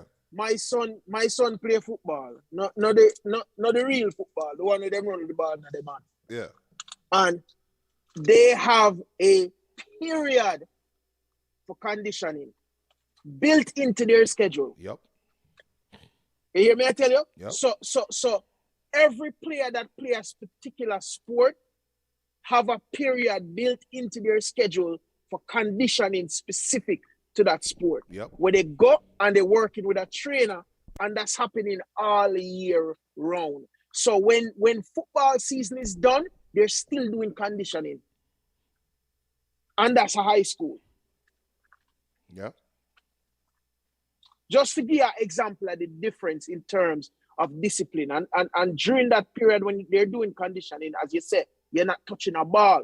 You're working on your movements, you're working on your fundamental, you're working on your footworks and all of that stuff.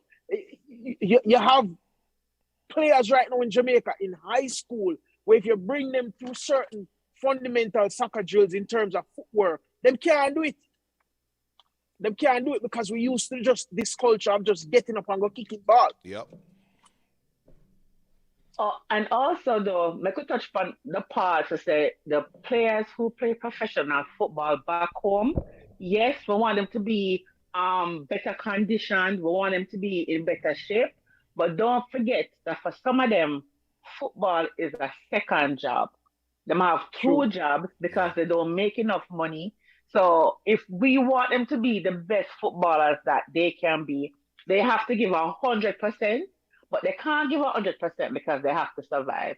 So there's so many little things that we need to fix so we can have the players at their best.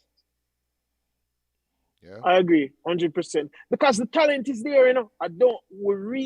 We don't lack the talent. We have the talent. It's just somewhere along the line, we get to a point where we taper off and the talent just don't, step up to the next level. You rarely find. Look how much. Even when I was coming up, a lot of big names in a high schoolboy football, and then them just disappear off of the face of the earth. Yep. Do you remember?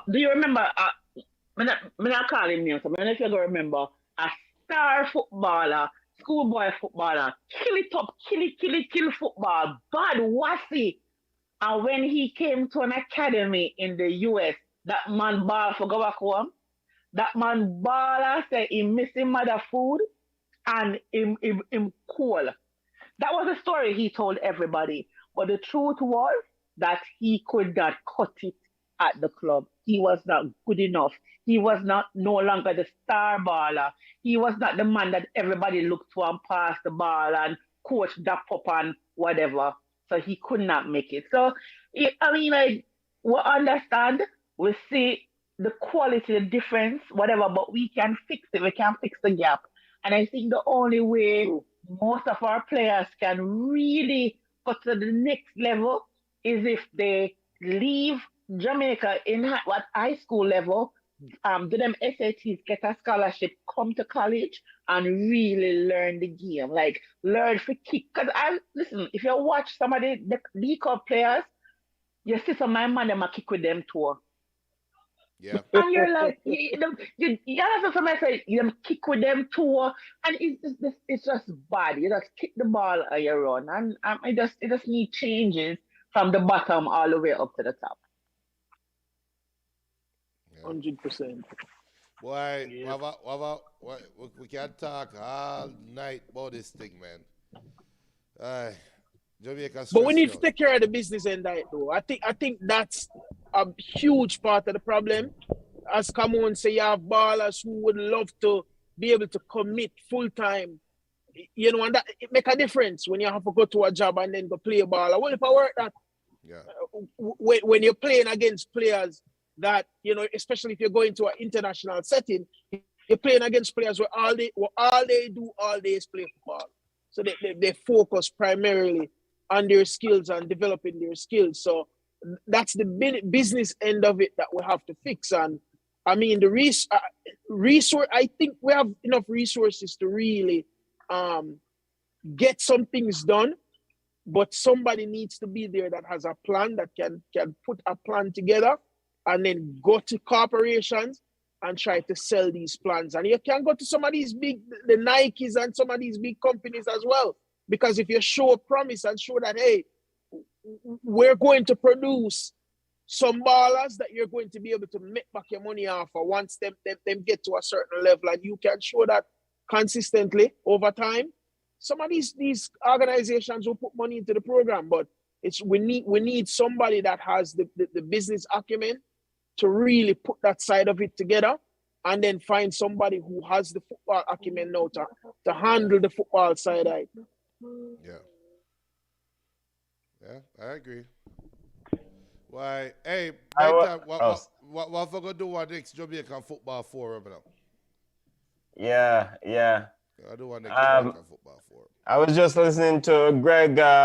Why it's hard to tap off forward and talk to the press. I was trying to wait to hear what Tapa said. I was just listening to Berhalter's comment. Berhalter said it was a difficult game.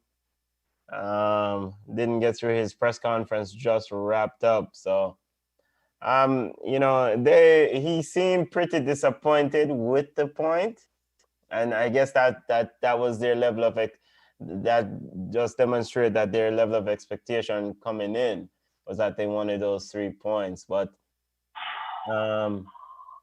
he said it was a difficult game, and what else did he say? Still can't hear nothing from Tapa, because Tapa, I guess we'll hear from him in the morning. Or JFF will have the post meeting it. with remember the meeting with JFF Brass. Well, maybe Tapa is no longer the coach. Exactly. Who knows? But at any event, let the coach. And this is something that the JFF probably should utilize a little bit better. Technology. I mean, let the coach come speak to the press, and then if you're not, let him go, because the press have questions about what happened in the game. Yeah. So, you know what? But family, that for me, Yeah, but we'll forward back and do a Jamaican football forum. Probably today holiday. Yeah, man. Well, yo, people, make sure to follow and link up with us on Instagram at Ball Chat Podcast, Twitter on Ball Chat 1, Facebook at Ball Chat. You can email us at ballchatpodcast@gmail.com. Click the like, subscribe. Tell a friend with the wall-to-wall football coverage every Sunday at 5 p.m. Eastern. We thought them beat up Man U, them beat up Liverpool, them beat up every side. So join the festivities. Why you have to call Liverpool name? We gonna beat them. They might get a beating Friday. They might get a beating Sunday. All right, boss. I'll be there live and direct. All right, so yo, I ain't that enough.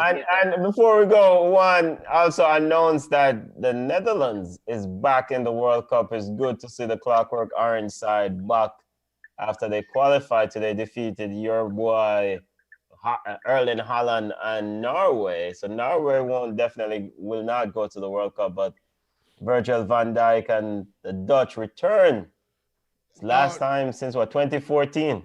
And which Virgil van Dijk? I know Virgil van Dijk alone I go.